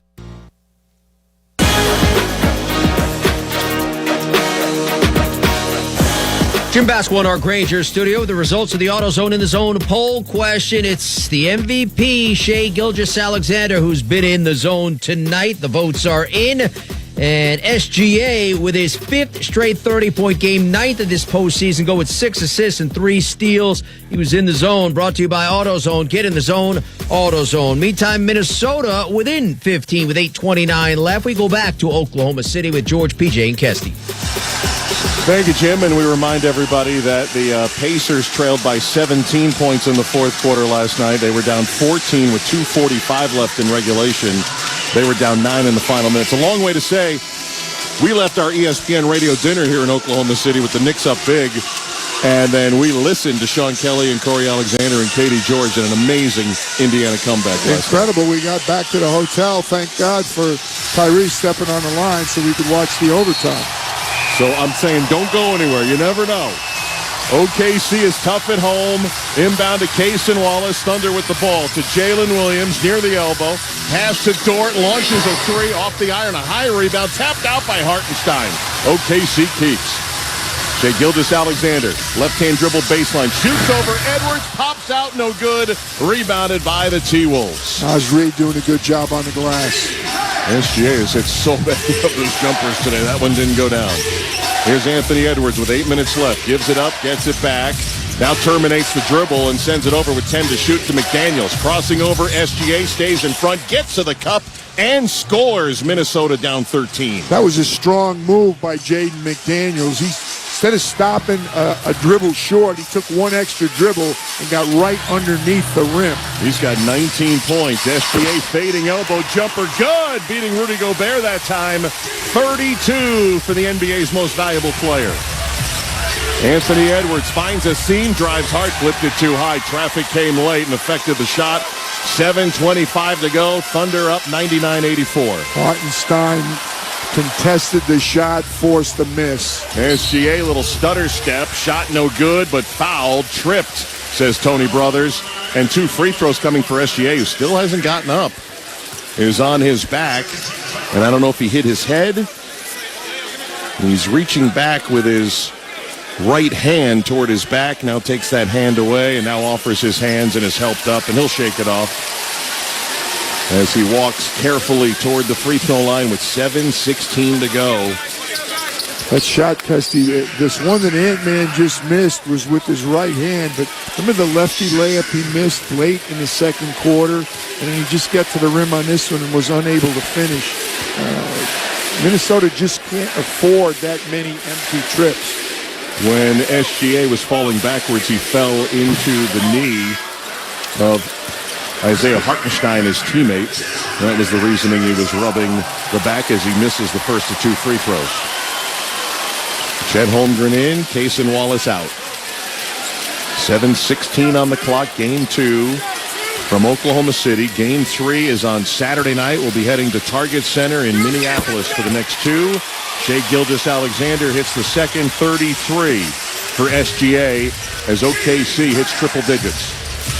100-84 Thunder. Anthony Edwards moving to his right. Passes to Alexander Walker. Bounce into the corner, Reed. Back to Alexander Walker. Going to drive on Holmgren. Great dish down low in the dunker to Rudy Gobert. Alexander Walker learned from that turnover in the third quarter. Minnesota still down 14. SGA with it against McDaniels. Turns, stops on a dime. Now looking to pass in the lane. Drew contact. That's going to be on McDaniels. Was it in the act of shooting? No. They called it before, right?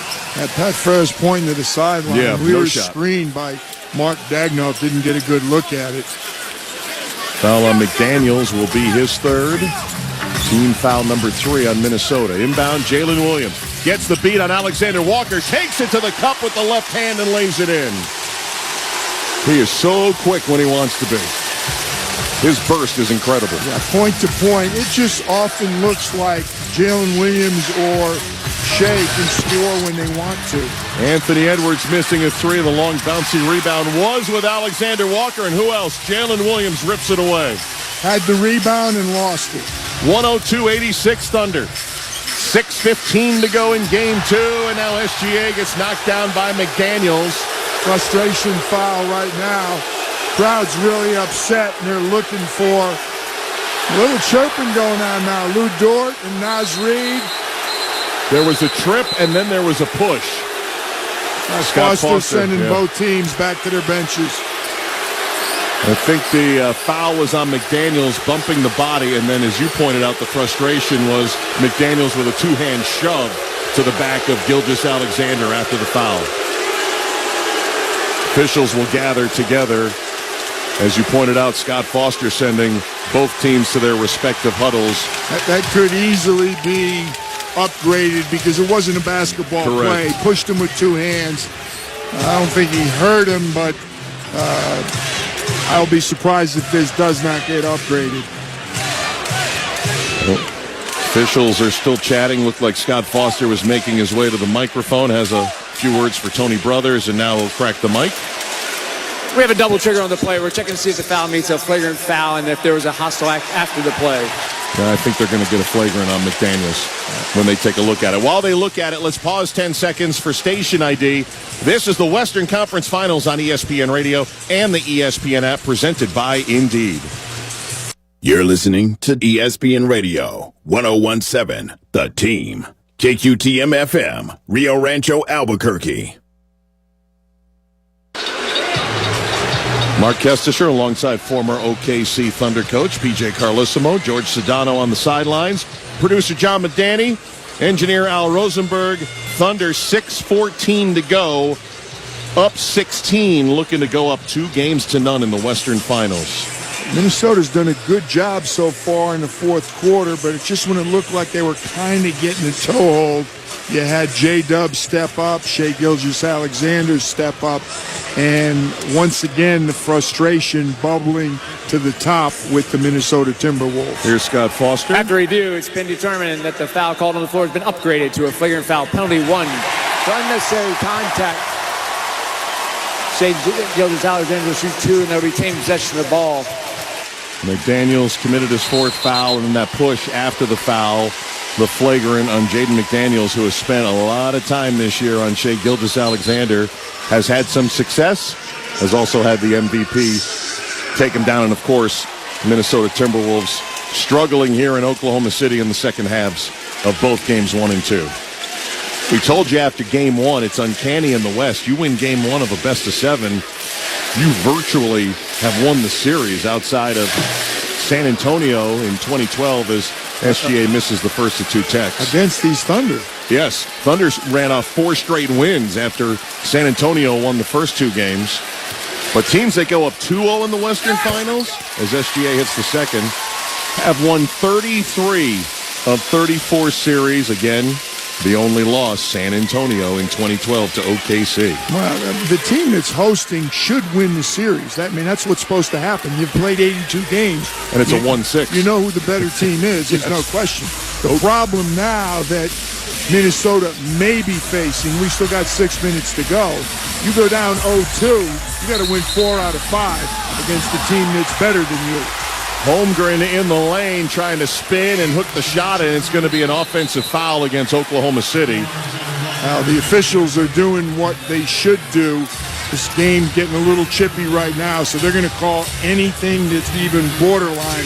They're going to blow the whistle right away and control these final 6 minutes. Second foul on Holmgren. Minnesota with it. 6 minutes to go in the game.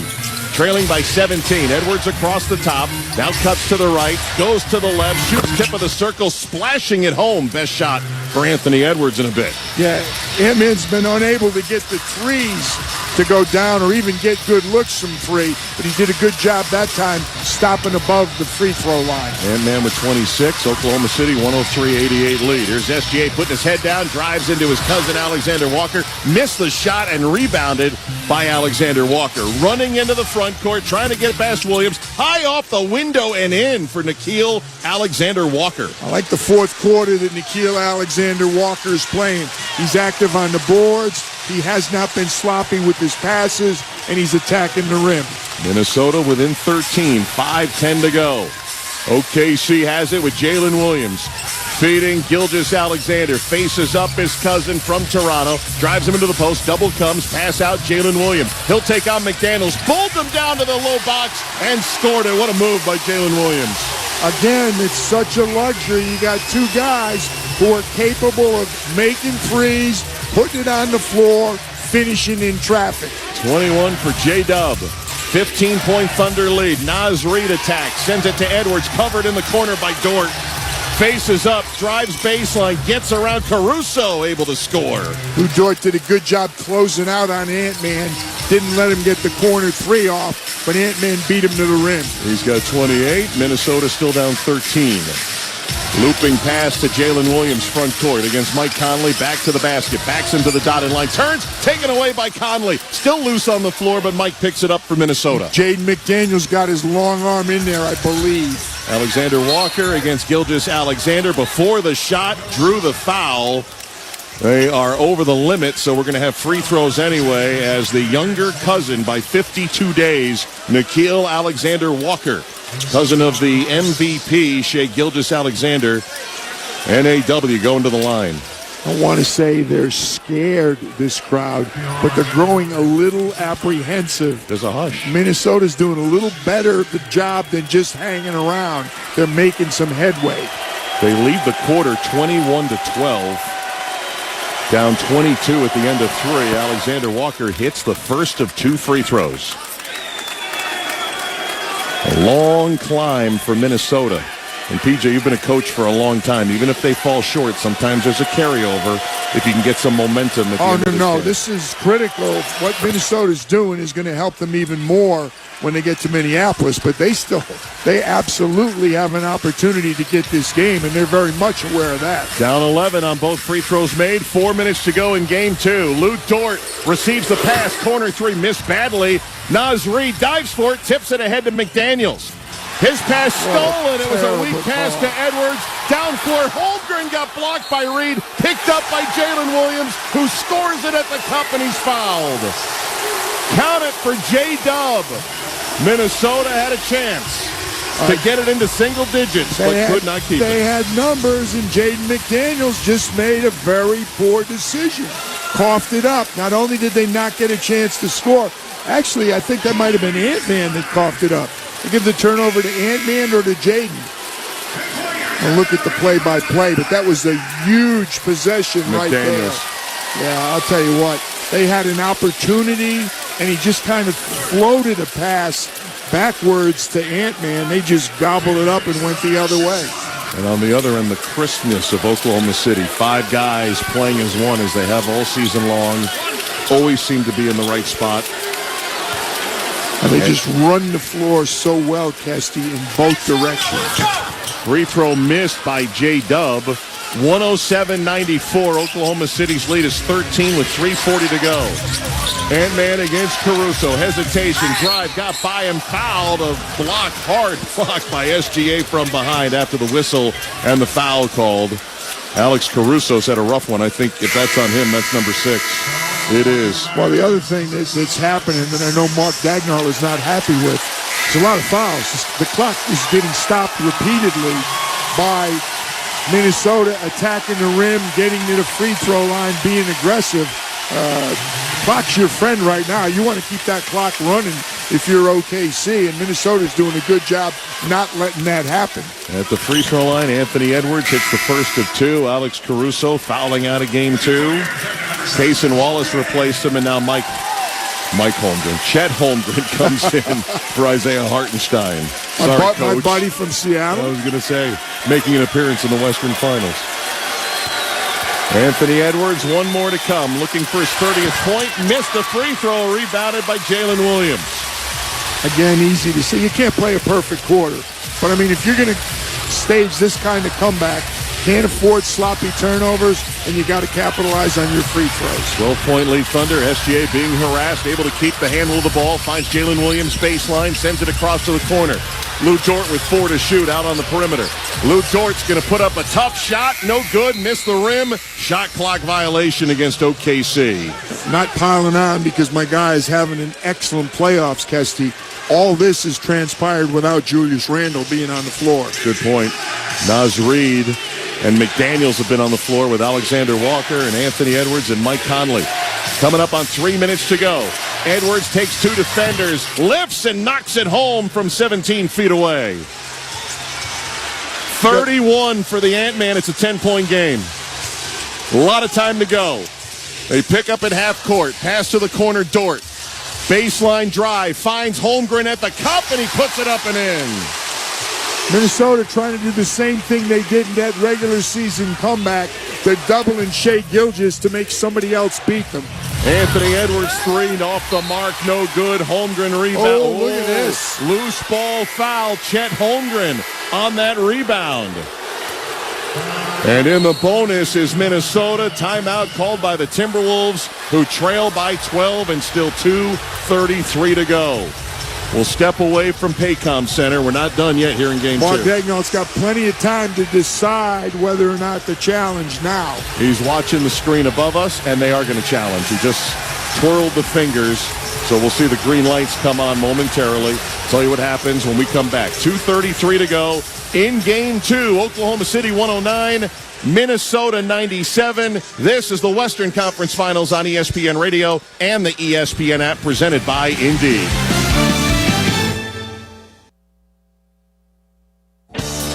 Still getting around to that fix on your car? You got this. On eBay, you'll find millions of parts guaranteed to fit. Doesn't matter if it's a major engine repair or your first time swapping your windshield wipers. eBay has that part you need, ready to click perfectly into place for changes big and small. Loud or quiet. Find all the parts you need at prices you'll love. Guaranteed to fit every time. But you already know that. eBay. Things, people, love. Eligible items only. Exclusions apply.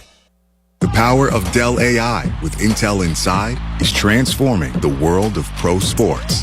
Teams can see curveballs coming with predictive analytics. Coaches can use AI insights to help players improve their shots in real time. And fans can get more out of every winning moment with AI-enhanced replays. Unbelievable! What a play! See how Dell Technologies with Intel Inside can power your wins at Dell.com/win. If you love to travel, Capital One has a rewards credit card that's perfect for you. With the Capital One Venture X card, you earn unlimited double miles on everything you buy. Plus, you get premium benefits at a collection of luxury hotels when you book on Capital One Travel. And with Venture X, you get access to over 1,000 airport lounges worldwide. Open up a world of travel possibilities with the Capital One Venture X card. What's in your wallet? Terms apply. Lounge access is subject to change. See CapitalOne.com for details. Good evening, everyone, and welcome to the NBA Finals. In the NBA Finals, any moment can become unforgettable. Now is your chance to watch the next moment you'll remember forever. Jordan, open! Chicago with the lead! Unforgettable awaits. Anything possible! The 2025 NBA Finals presented by YouTube TV begin June 5th on ABC.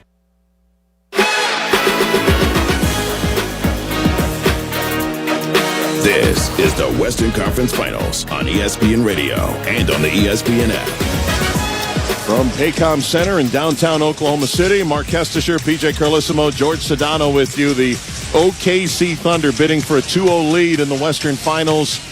They have led by as many as 24. PJ, the lead is 12 right now with Minnesota headed to the line. 109-97, Thunder, still 2:33 on the clock. Yeah, and an unsuccessful challenge right now. So we've got free throws again. Becomes a loose ball foul, I believe, on, still not sure. It looks like it was on Shai Gilgeous-Alexander, but nonetheless, we got 2 free throws for Nickeil Alexander-Walker, and again, a chance to get it back to a 10-point lead. You are correct. That was 5 on Shai Gilgeous-Alexander. On his first cousin, Nickeil Alexander-Walker, who's been part of a feisty 5 right now for Minnesota down the stretch, as Nickeil hits the first of 2. He can make it a 10-point game if he strokes this one here with 2:33 left on the clock. Don't think we need to remind our listeners, not a comfortable lead. No. If they were watching or listening last night. Not after we watched and listened last night as Alexander Walker hits both free throws. 109-99 Thunder. 9 for 10, Minnesota at the free throw line. They've taken advantage of that bonus opportunity in the third and in the fourth quarter. Jalen Williams receives the pass and drills the 3. Wow. Only his second of the night. He's got 26. That is a big-time mini dagger right there. With 2:10 to go, it's a 13-point lead. Alexander Walker 3, can't answer, tough angle, hit the backboard as it was crossing down, and Shai Gilgeous-Alexander has the rebound. So much for running the clock down. J-Dub didn't hesitate. He buried that 3. SGA drives in the lane. Layup's good. The MVP with a 36-point game, too. Out of the timeout, 2 big hits by the Thunder. They lead by 15. Anthony Edwards to McDaniels. Topside 3 goes down for Jaden McDaniels. And not surprising, who were those 2 big hits? J-Dub and Shai Gilgeous-Alexander. They have combined for 62 points here tonight for OKC, leading 114-102. Williams doubled, passes to Dort left wing, fires it down to the low box to Holmgren, pump fakes, gets around Naz Reid, and puts it in. Minnesota can't stop the Thunder when it counts down the stretch. 1:20 to go. 116-102 lead, and Anthony Edwards fouled as he was driving down to the baseline. Looked like he was losing control of the ball, but that's because he was fouled by Lou Dort. This is the point in the game where I'd be getting a technical right now, Kesty, because I'd be telling Tony Brothers, I don't want the calls now. I wanted them earlier. I don't need the call now. Don't be stopping the clock. 1:17 to go. Anthony Edwards at the line for 2, and the first one spins out, no good. 31 points, 9 rebounds, 6 assists for Anthony Edwards, but those 31 points on 26 shots tonight. Lou Dort's talking to Chris Finch. That's usually not a good idea to be talking to the opposing coach. Edwards hits the second free throw. 116-103 Thunder. Minute 15 to go. Minnesota facing an 0-2 Western Conference Finals hole for the second straight year. Near steal by Minnesota. SGA comes up with it, floats it up. Edwards with the block, hits the baseline. And they'll say last touch by Minnesota. OKC ball with 1:06 to go. Well, to their credit, Minnesota has not backed off at all. They're staying just as aggressive, and I think that will serve them well in Game 3. Fourth quarter, clearly their best quarter so far. Game 3 Saturday night in Minneapolis. Still 1:06 to go here. 13-point lead. Inbound to Holmgren on the wing. Drives, pass to Dort on the left side. 7 to shoot, 1 minute to go. SGA drives baseline. Got the whistle. His shot won't go. 2 more free throws coming. And the foul's on Jaden McDaniels, his 5th. Jaden McDaniels getting his money's worth now. There was a lot of fouls in the first 6 quarters of this series where they're saying, we didn't really foul Shai. There's no question they're fouling Shai now. And all Anthony Edwards can do is smile. As Shai Gilgeous-Alexander took that shot. Anthony Edwards trying to defend him as best he can, and Shai is just so uncanny. He can get in any position. He squares up at all angles as he hit the first of 2. Well, with all the other problems, he does such a great job getting to the free throw line, and then in the playoffs, he's 85%. In the regular season, he was 8-9-8. He's almost 90%. So not only, does he force the free throws, a lot of guys that get to the free throw line, they don't shoot 90%. You foul him, and you're really going to regret it. SGA just tied another Kevin Durant record as he hits both free throws. His 58th 30-point game of the season, regular season and postseason. 118-103 Thunder. 50 seconds to go. Nasri to three, misses. Rebounded by Holmgren. And it's all but over here at Paycom Center. Oklahoma City going to hold serve at home. Nas Reed is 0 for 5 from the three-point line, Pesky. He was 0 for 8 in game one. Yeah, he's got to get going. He came into this series shooting 44%. They need his offense. SGA against Alexander Walker like they did in the driveway in Canada. Fires it down low. Holmgren waits patiently. Shot not there. And a shot clock violation as he missed the rim when he finally went up against McDaniels. Yeah, Chet caught the ball behind the backboard. He really had nowhere to go. The Thunder are 13-0 when they go up 2-0 in a best-of-7 series in franchise history. Anthony Edwards lost it. McDaniels picks it up. His three rattles no. 12 seconds to go. Rebounded by the Thunder, and that's going to do it. Jalen Williams gets it into the front court. The Thunder survive 7 games against Denver and 2 impressive second halves to open up the Western Conference Finals. They beat Minnesota 118-103, and the Thunder will take a 2-0 series lead to Minneapolis, Game 3, Saturday night. No question, Minnesota played better, but again, a very workmanlike win by OKC, showcasing the offense, the defense. A little surprisingly, offensive rebounding. They just got them in all the specialty points. They are just so good, so deep, and such a versatile team. Very, very difficult to beat in this building. We will get a star of the game with George Sedano coming up in just a couple of minutes. The TV crew will get surrounded by all the players as they do all season long, local games and national games, as the Oklahoma City Thunder go to 7-1 here at home. They end up winning by 15 points here in Game 2. And for Minnesota,